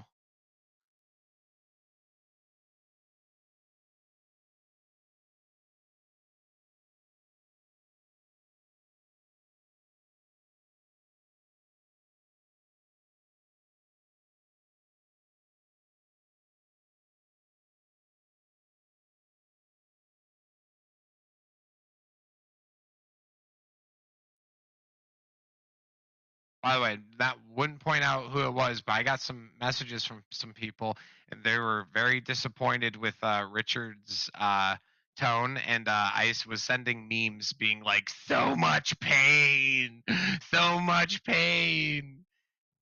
Like, I think it was. I enjoyed it. I was actually laughing the entire time, and yeah, dude, he was saying, "Don't you want a short hex while I'm acting like an asshole? Don't you want to long it when you think you know how to play the market and then get wrecked?" Remember, like staking was invented to make people like think twice about margin trading and gambling all their money away.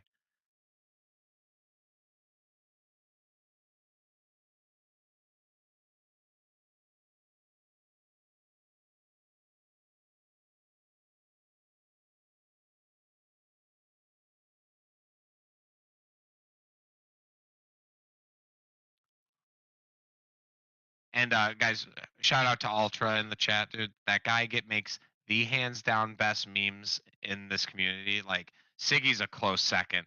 I love Siggy, but like Ultra, the quality. Always like his post. Give him a fucking like hit up. Yeah, dude, Ultra is hilarious.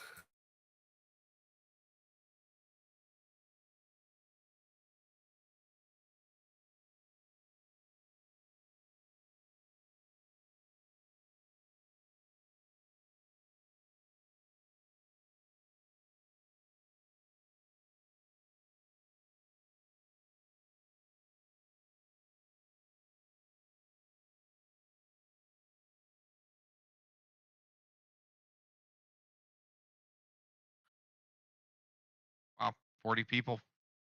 See, this yield, the yield takeover is awesome. It's just like not everyone can join the 2300 to 00 UTC because of like California time and just like European and stuff. Like I kind of wish we had the like a little bit later, but like they just keep running later because so many people keep joining. Just so fucking cool to watch. You know, this started with just me and a couple people meeting up and just being like, "Oh, dude, I want to see this big burn. Give me this payout." And then like what it's morphing into. You know, I asked you guys the other day, "Do you believe in magic, man?" And I don't know, man.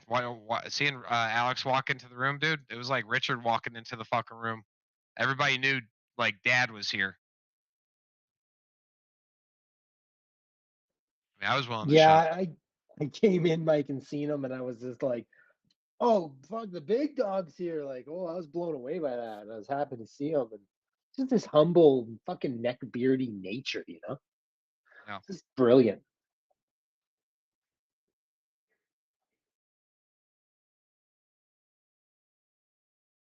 And I just want to let everybody know I'm working on something right now. I told you I'm going to do crypto full time, but I need to be able to offer value to the community. And I've been talking it over with some of the members of the Tinfoil Hat Clan. And I have the greatest minds of the plebs in that chat. The greatest minds, in my opinion. And we've been brewing up this idea, and we think it's really, really fucking funny, and it doesn't cost money. All it costs is participation, and it will be the biggest running gag in all of crypto. And like I think it'll really shock you guys once we do a couple more things and set it up. I've just been trying to sell my truck, so after watching I watched the conference twice last night, so yeah, not much sleep. You have to rewatch every fucking Richard video and rewatch it, and then don't get emotional about it, Salty. And, and listen to his words. Listen to his Right. word. He is telling you this is going to get much, much worse. You have Alex now.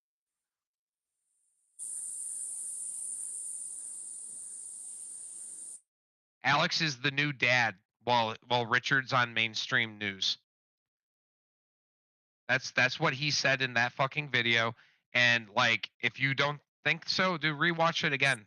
Rewatch it again. Tell me about the tinfoil again. I'm interested. I'm sorry. Yeah. How do I apply, Mike? You know what? Like, I know everyone's asking me to join tinfoil, but I'm gonna keep it reserved for now.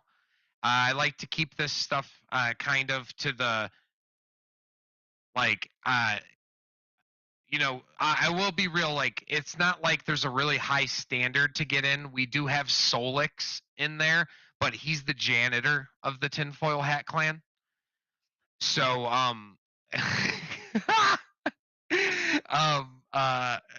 chats are funny. I might let people in over time, but let us work our magic. And I'm telling you, I've went over it with everybody, and we're really like, we're laughing. Like, dude, you guys are gonna be on the floor laughing once we're done. Give me a couple days. Actually, you know what? I've never given an accurate update ever. 2 weeks. 2 weeks.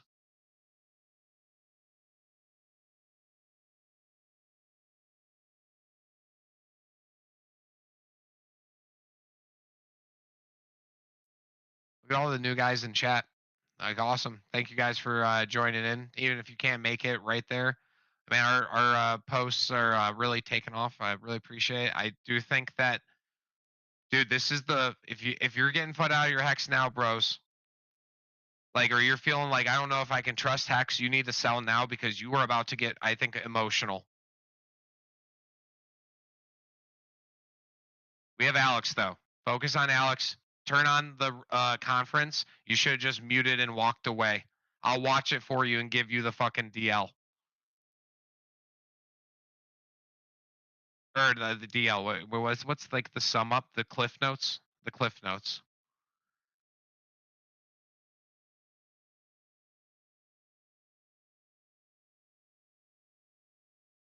In order to break through the shadow banning and the preventing, like, look at Kim.com. He goes around virtue signaling, oh dude, I'm for the fucking people, man. I'm for the fucking people. Let me put up this Nancy Pelosi fucking thing. Oh, I'm for you. And as soon as Richard wants to talk about true DeFi, fucking rugged. It's shilling hex, not talking about the new financial instrument that can free humanity. I find that very strange. There are some people who say they stand up for the people, and they really don't. All of your actions are so much more important than your words. Everyone just got rugged in DeFi, and everyone just got fucked except for Hexicans. And guess what? We ain't allowed to talk about that, bitch. Sorry.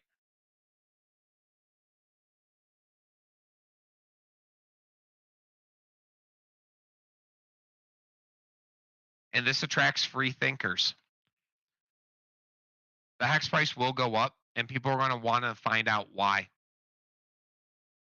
People are going to want to find out why. It's our job to be like, yo, dude, just let Richard be Richard. We're going to fucking be just like staking our coins, you know, and as people long and short how much they like or love Richard, they're going to probably learn that the house always wins. And yeah, I'm going to keep playing the game, man. I you know, like the early videos of Hex talk about, like, do you want to be a Hex whale? Well, here's what you do. You buy some Hex and you stake it for 15 years. Now we have more layers to play with, boys. You don't just have to stake for 15 years. You didn't like what Dumpther was fucking doing and shit? Well, this is your opportunity to be the better whale. I promise I won't shit on your guys' fucking heads. I would rather my crypto get deleted than to get in the wrong hands. I'd rather delete the wallet. So when Richard's fucking not even giving his guests the time of day because he's too busy fucking looking at his fucking cell phone and not even listening to these people's questions or even fucking caring, how do you support that, man? Like, I can't, like, that's what pissed me off the most. I'll tell you honestly. You I don't like, care about V3 or any of that. I'll fucking tell you. You know what? None of you guys fucking realize this. I didn't know this either until last night. Richard's really good at a lot of things. Public speaking, debating, many things. But do you know what the one thing I didn't know that he knew how to do well? Be a Emmy award-winning actor. He used his acting skills to move all of your guys' emotions up, down, left, right. I was laughing. I was like, dude, is he actually going to launch Pulse? He's like trolling too hard. There's no way he doesn't, right? I was like, I got to watch this. This is the funniest thing ever. And like, dude, he's acting. This is so, like keeping up with the Kardashians and all this shit. People like eat that bullshit up. He did such a good job trolling and trying to just be a genuine asshole piece of shit. He had all of you fucking convinced that he was. Wow. Can't wait till the Hex.com movie. Thank you. That's what I see.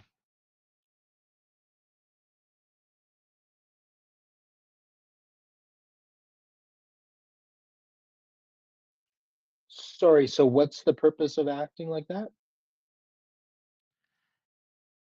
I think we have some bad wallets and people who need to be flushed out.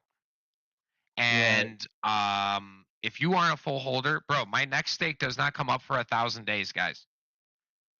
Like if I end it now, like I take a bigger, I think I lose like 20% penalty or something. I'd have to redo the math. But like, I'm in it to win it, baby. I don't have stakes set up to sell this year. I even said when I was joining, I was like, dude, I'm breaking some of my Hex stakes, and I'm going to buy some like Icosa and stuff. And like, I'm just not going to sell Hex this bull run. And I was like, I think if Richard was listening, I was like, I think he'd be like over my shoulder and he'd be like, that's okay. You don't want to sell Hex this year? That's okay. No, and he wouldn't. Like, he'd be fucking busy texting some bitch. He wouldn't give a fuck. I'll be real, man. You could believe whatever you want, but Salty, if you're that mad, man, you're going to have to get out now. It's going to get worse. I know. Focus on I Alex. apologize. I'm getting. I know. I'm trying. I'm sorry. I'm getting mad. I'm sorry. Like if you want to leave, guys, you can. But like, if you can't see the fucking special thing that's happening here, man, like that I do. I've been in crypto a long time. I avoided all the scams. Like, look at what's happening. Like, we could see price, 20-cent Icosa still, 10-cent Icosa. I don't know. I don't do charts and stuff. I just DCA stake. Oh, sorry. I know. It's just it's been a long bear market, Yeah, I don't think it's over. Could be, but like I don't think it's over. We're getting close. Kong, you're bringing up some good stuff.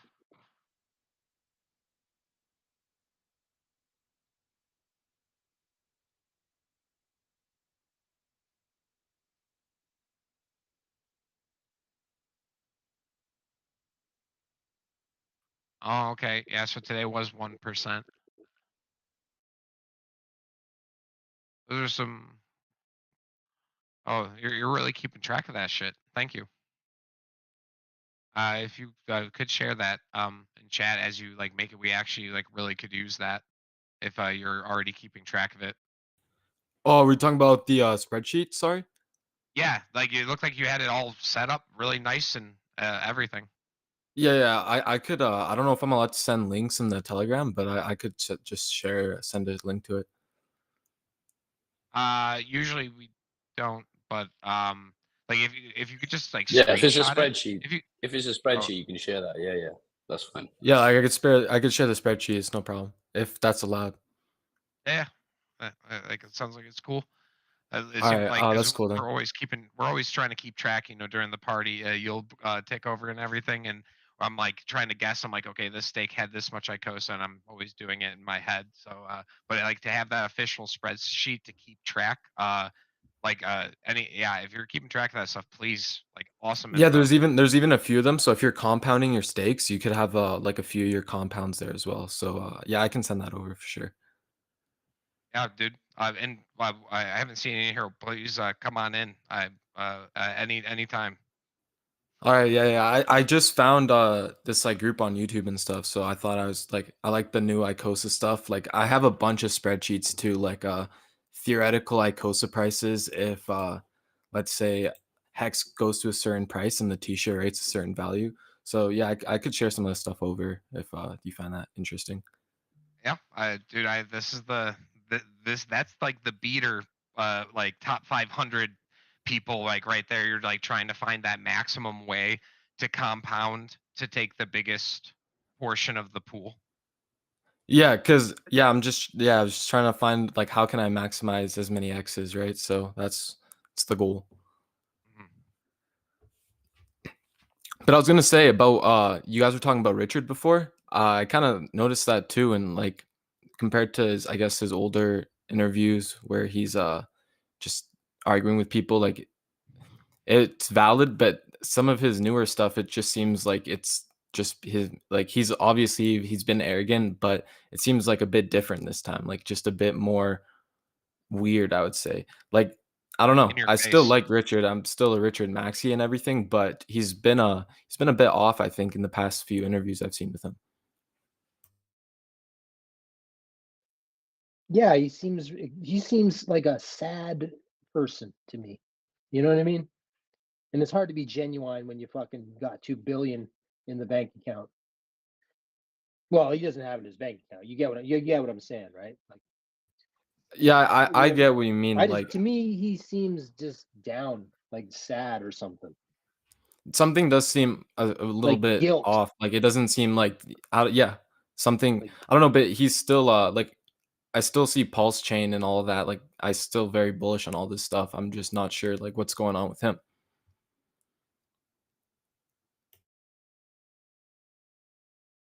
I think certain actors do a part, and everybody forgets for a minute that they're acting for attention. Remember actors and stuff. I'll be real, dude. This is something that can change the world, bro. And you got to play this game a little bit different. Bitcoin was really controversial for so many fucking years. News articles, SEC filings, all these things. You know, after our last president, controversy, anger, grr. Donald Trump don't look happy, grr. Seemed like it was a bunch of drama for people who didn't realize like what was really going on. Like it's about that outrage marketing, dude. The outrage marketing. You're going to probably have some hexicans saying, "Oh, I'm now a Bitcoin maxi" or something. There's going to be a lot of fucking retarded shit, I think. That's why when I came in the show, I was like, "What the fuck is everyone talking about?" Like, I don't know.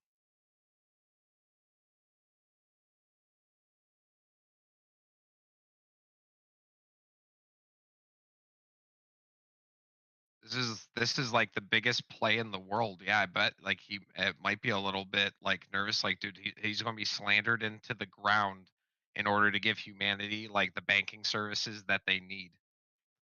He's doing everything possible to make sure that like we have a future. I don't know how much right. longer I can have banking services with 0% interest rates and still afford $6 boxes of cereal.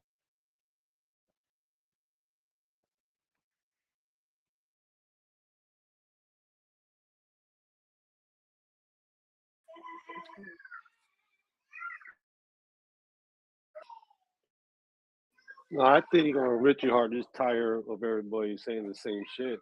Where's poaching? Well, fuck, we're still in the bear market. Once we start fucking getting out of this, then you know poaching is coming. And I think that's why Richard Hart is tired because like, fuck, same shit. And now he's just acting like Mike was saying, just waiting for that time, which is coming, and then to release V1, which V3, but V1 because they're forking E.20, no longer they're forking Binance. So pretty much is a whole new script again. People just not understanding.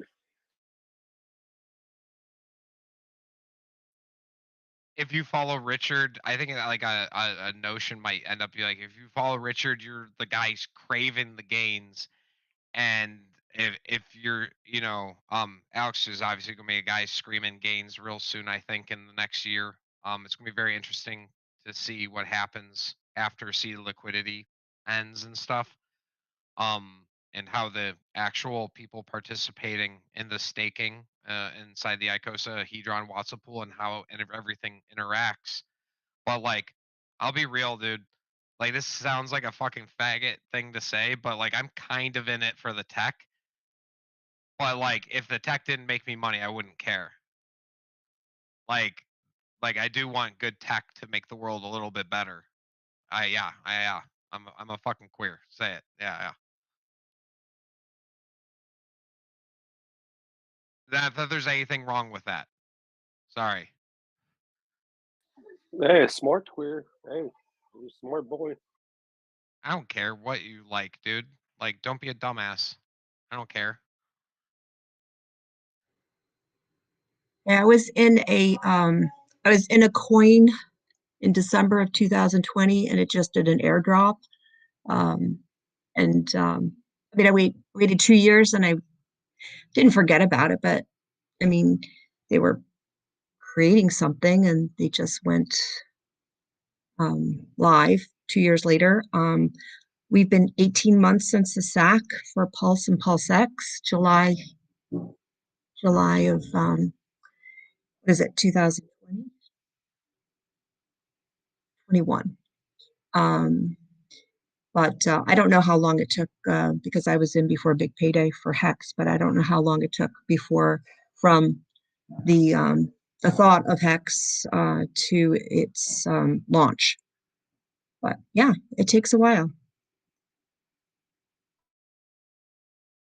We don't know what like Alex could be building. He's putting out these posts like, I got a cool idea for you guys. And all of these possibilities, the smartest people are working here, bro. And if anything does come good from Ethereum, well, good thing that we're a fork of Ethereum. We'll go get those updates for free, bitch. Like that's how open source works. And I want to also point out, dude, delays in Pulse. Let's talk about this. Could there be a reason besides trolling, getting out some of the haters for Pulse to be delayed? Did you guys notice in the interview or the conference, like Richard talking about like how to optimize like the capitalism? It's like with privacy. If I send you money, I dox my wallet. You know all my transactions now. Zero knowledge proofs. I think like the ZK money thing, like, he might be making this blockchain to where it can never be shut down, and it has like, this is theory. But like, it sounds like he's saying like, dude, we're making new tech here, and ZK, which is zero knowledge proofs, and then like it allows you to have privacy. So if I send if I send one of you guys like some coin or something or a Watsa, I don't dox my wallet. And like that might be that next step. Those true cypherpunks, they didn't die, bro. They didn't die. You could go look at Eric Wall was talking about in one of his Ethereum conferences, like some of the problems with like Ethereum blocking transactions and everything. And like in talking about like, yo, we need to talk about this, and being like, is this really what blockchain is all about? Just because all the stupid people aren't addressing how important it is, the cypherpunks were the ones who created this industry. They're going to ignore Richard's outrage, and they're going to look at the tech. There are guys who look at the tech, and this is going to grow. We got people like Dev Huey, man. Look at what this guy is like putting into this community. Look what Alex has put into this community. Like, I've talked to a lot of smart people in this chat, man. We have math guys, we have fucking speculators, like just everything, and it's just like people are moving to the Hex ecosystem. It's just that sometimes you can't say it until it's already too late, and it's like, oh wow, that happened quick. Ethereum's going to get clogged, and Pulse Chain's going to like really melt faces. People are going to enjoy the decentralized network that can't be shut down. They're going to enjoy that it's not being shut down by because someone's using flash bots or NATO cash and all these things. Those other guys are going to come here and they're going to be like, this is the place.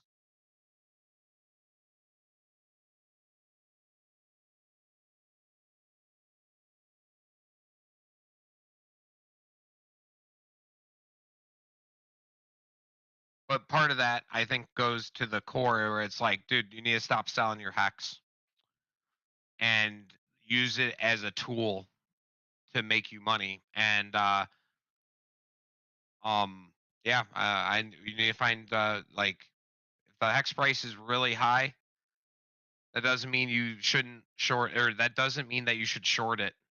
You know, if we're at $10, all these guys would be like, oh, there's gonna be another like delay, or Richard's gonna whip out his PP on fucking CNBC or whatever. Like Richard could whip out his PP and everyone short, and we still go higher and just liquidate all those fucks, and then all those gambling degenerate pieces of shit throw their money at the hex price. Congratulations. You should have just bought some coins and staked it like everybody else did.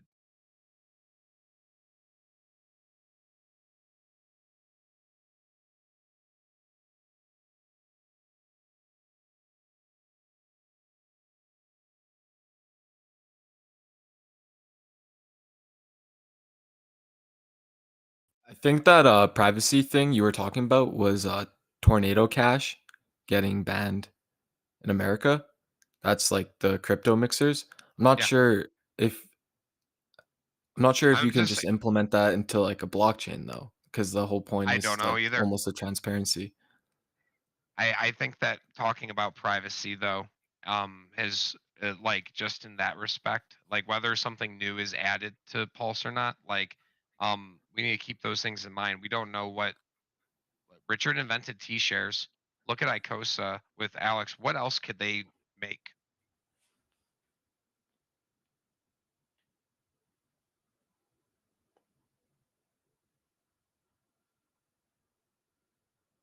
Not a coder.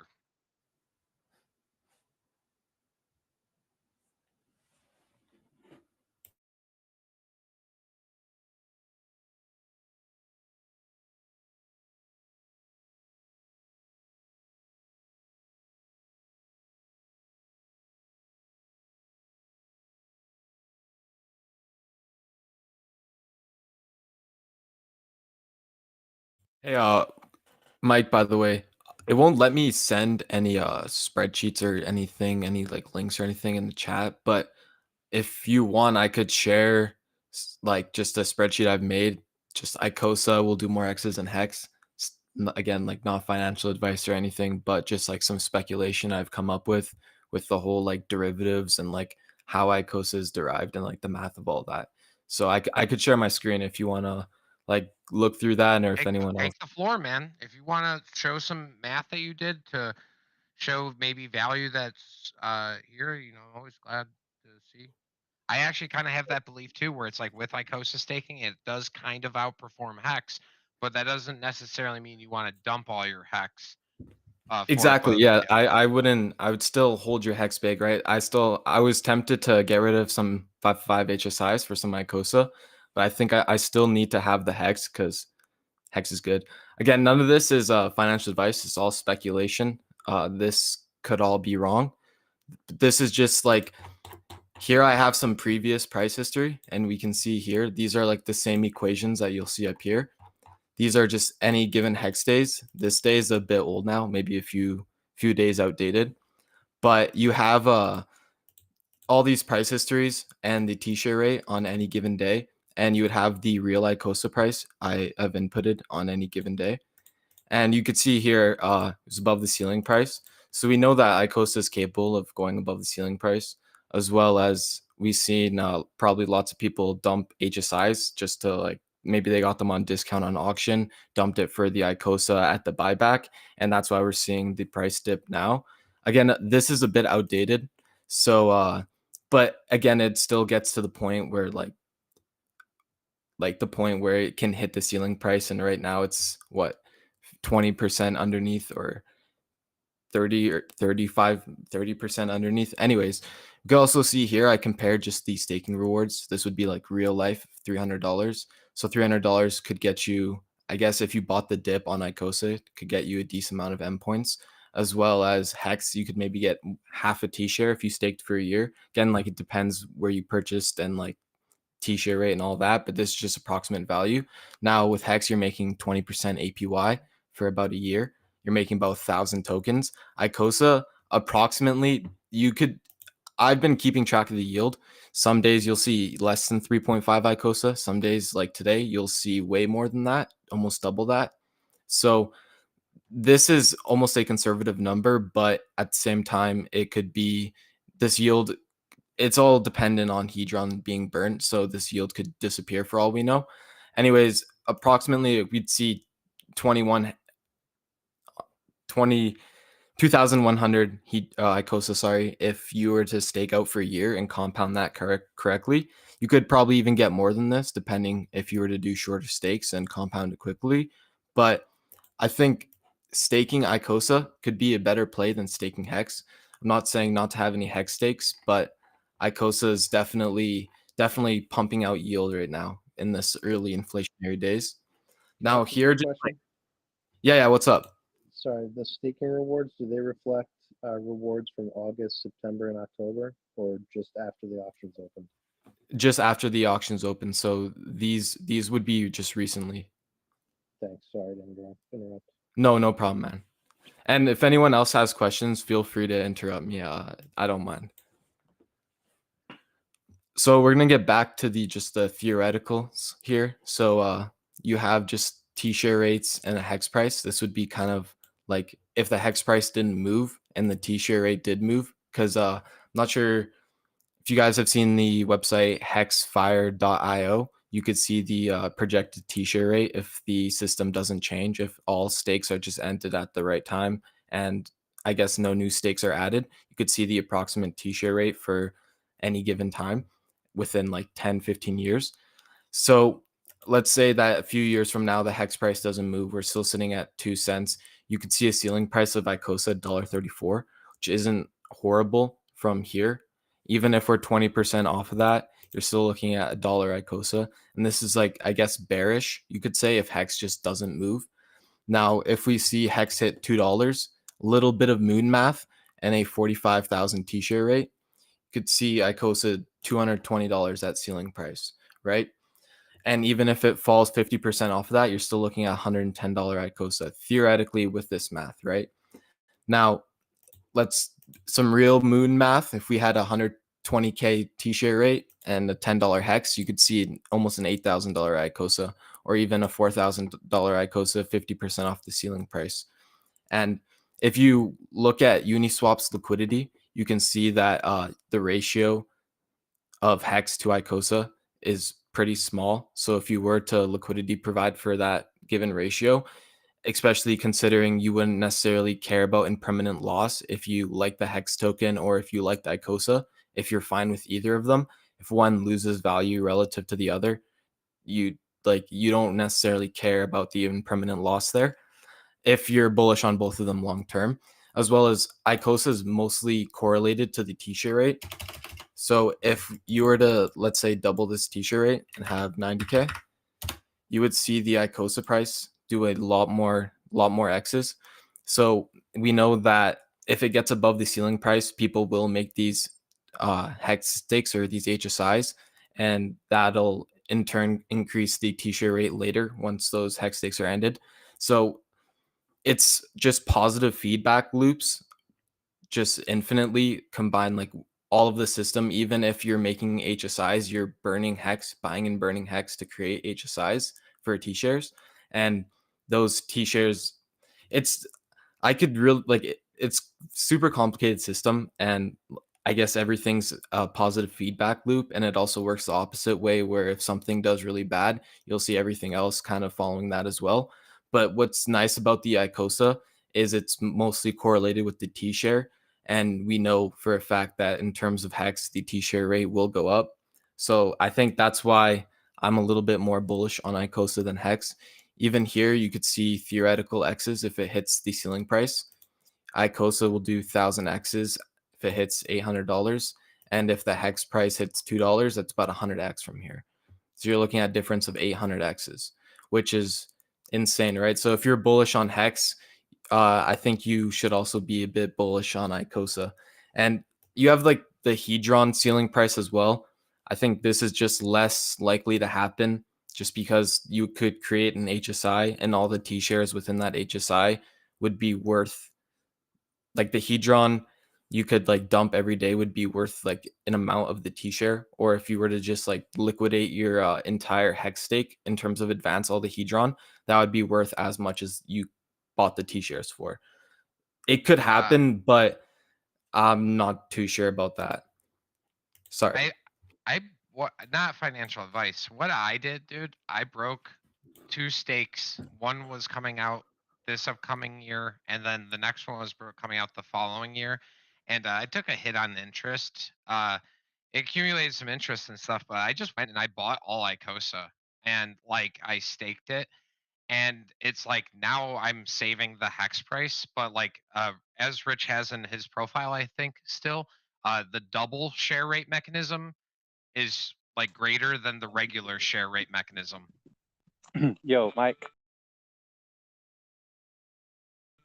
Hey, am I dreaming, or did Richard Hart yesterday say something about the golden bull beginning, like using that term golden, like a specific type of bull market? Did anyone hear that? Yeah, and he did say crypto bottoms before stocks. Wait, so he did say that. You heard that too, Mike? Golden bull? Yeah. All right. Well, I have this premonition that this is going to be like the biggest bull market ever. And it's going to give us the ability to protect ourselves for what's coming. Not that I'm like the world's going to end, but just like even central bank digital currencies. Yeah, our own government. So, yeah, what's up? That must be War Dog. Yeah, so it's good. I'm excited. I just wanted to say that. Thank you. Because of the double share rate mechanism of like Icosa, because a particular, it costs more hex to get a share, and then every day you get less Icosa for that same share, and every day you get less stake points for that Icosa because the share rate went up. That there is a lot of advantage to, I think, swapping some of your near-term hex for Icosa, not financial advice. That's what I did. But dude, even if Icosa is at 50% below ARB, it doesn't matter because the yield's so much higher than like compared to traditionally staking hex. And the only way you can match it is by a 15-year stake, I would imagine. Like 15-year stakes probably still kind of can trump all as shares expire and the Hedron put into the equation. But like near term, the short game here is just like why would you want to stake hex for a year when you could be staking Icosa and compounding for a year? But like if you're in it for you're like, oh, the best play though is to take hex and wrap it for 15 years. I think that's pretty much like the point, right? Like not exactly short term, but Icosa is having a lot more inflation. Hex already had its big payday. You could have you missed the opportunity if you weren't in day one to get 100 T-share stakes or 100 T-share staking ladders. So to get like your proportion of yield in the Icosa pool is a lot easier in terms of like dollars, in terms of like hex with the T-share price right now. I think you're better off staking a nice chunk of change of Icosa and just compounding that quickly, and you're going to end up with a lot of APY as well. If the hex price pumps, you're going to see that with Icosa. So for the Icosa, since it follows the T-share rates, so that means that it becomes deflationary in time. versus Hex, where it get inflated by the stakers? I think it doesn't necessarily get deflationary, but just less inflationary. So as if you're holding a Icosa, say you don't stake it, you're just holding it. Then you holding Hex. Then you pretty much be better off just holding a Icosa because you already know if all the t-shirt rate and Hex is just getting diluted, but you need to keep on adding. So you're probably better just holding a Icosa at the end of the day, just to be on a safer side, since it follows the t-shirt rate. Yeah, not financial advice, but probably holding Icosa could do something more X's than Hex. But if it's probably also will not even good to just hold Icosa rather than just stake it and wait a few years for it, because short term, like I could think you'll see something happen, not financial advice, but later term, like if Hex does $10 and the T-share rate's insane and you're looking at T-shares more expensive than Bitcoin, that's gonna reflect in Icosa. Awesome. Thank you.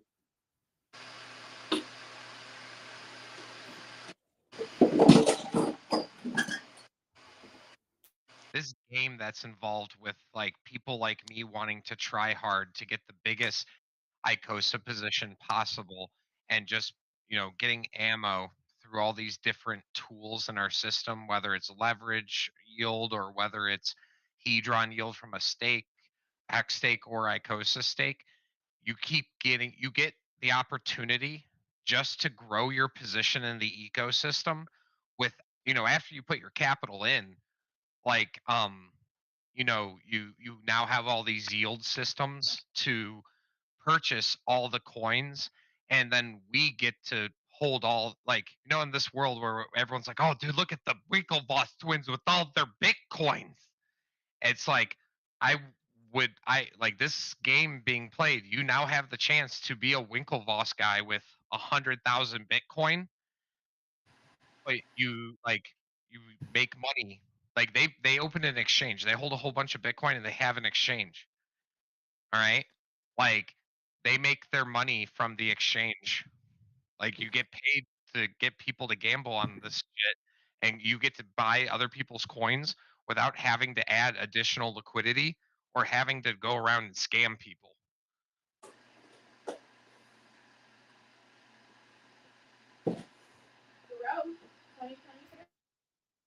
I think that's what was great about Richard was he'd always talk about staying off of exchanges, don't trade, because I pretty much did the opposite of what Richard said before I found him.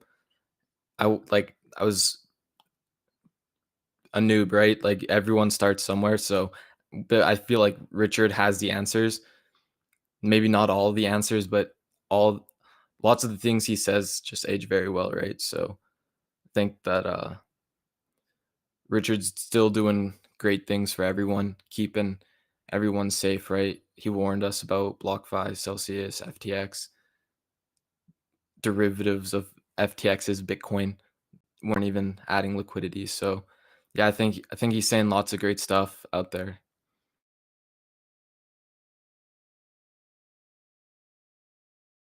I had to run. Kong. I'm not sure if you found our post on Twitter. I put in there. I was like, if you ain't full hacks, I don't want you to join. I'm glad you joined. Will you come in here and bring more spreadsheet stuff? Like keeping track of all this stuff hurts my fucking head. And you having like that sheet was like really great. If you have anything else you want to bring to the class or bounce ideas, dude, please come in for yield takeover. Please. Yeah, no problem. Yeah, if I'm not busy, yeah, because I gotta like do my real job and like get monies to put into this stuff too, right? But of course, like I'm gonna be in here as much as I can because even watching some live streams of this on YouTube, like I've gotten some value from some of these conversations, right? So as well as I have a YouTube channel, I don't know if I'm allowed to show that. All right. It depends. Do you cover mint as many coins with the bot Kami coin? Just the Pulse, Hex, Icosa, Hedron stuff. That's for the community to decide. But as the designated thought leader with brain damage of the group, I give the guy. I like it. I like what he showed today. Yeah, you're good until you're not. You deserve the chance, just like Alex deserved the chance, and like some of us are giving Buck a chance. And I'll be real, like this is why we do these talks, is because we want to attract like-minded people like you into the community. And I was trying to find other like-minded people, so it's nice that I found you guys, because exactly, just finding other like-minded people. But yeah, if like, I don't know, if you wanna check out any of my stuff, like, I won't exactly say it, but my YouTube name might be the same name I have now, or it might not be. But if you're looking for some more information, you could check it out if you have spare time Show or your something. link, show it, we'll accept it, put it in the chat. I won't put it in the chat, but if any of you guys here want to check it out, it's just Crypto Kong on YouTube. I just post videos like with my spreadsheets and stuff, and just like some nerdy stuff no one really wants to do, but everyone wants to kind of look at and see. I'm going and subscribing now. Appreciate it. I have to run. Dude, thank you for coming in. Everybody supporting the community. I'm telling you, I have an idea that doesn't cost money, and it just requires a little bit of a running gag and participation. And when I release it in 2 weeks, remember, no expectations. I think you guys will all be pressed. I gotta run. Let someone else take over. Peace out.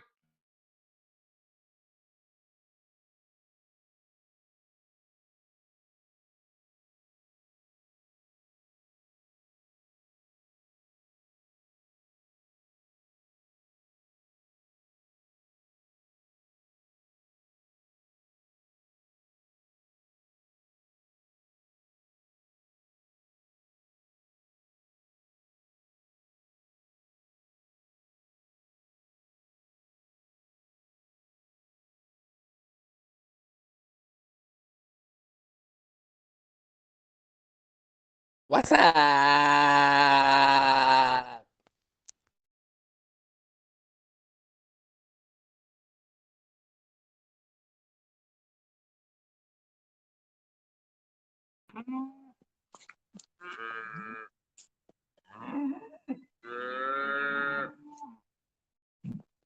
What is happening? I have to run as well, guys, but I'll see you turning into a tomorrow. house room Remember, chat. there's a good burn going on. So I think tomorrow's yield is gonna be like what? Let's see real quick. From this point on until tomorrow, we got like 140, 200, around like 200 T-shares that I have to get bid for, I mean. So 200 T-shares worth of Hedron should be burned and baked in tomorrow's yield. All right, I catch you guys. Peace.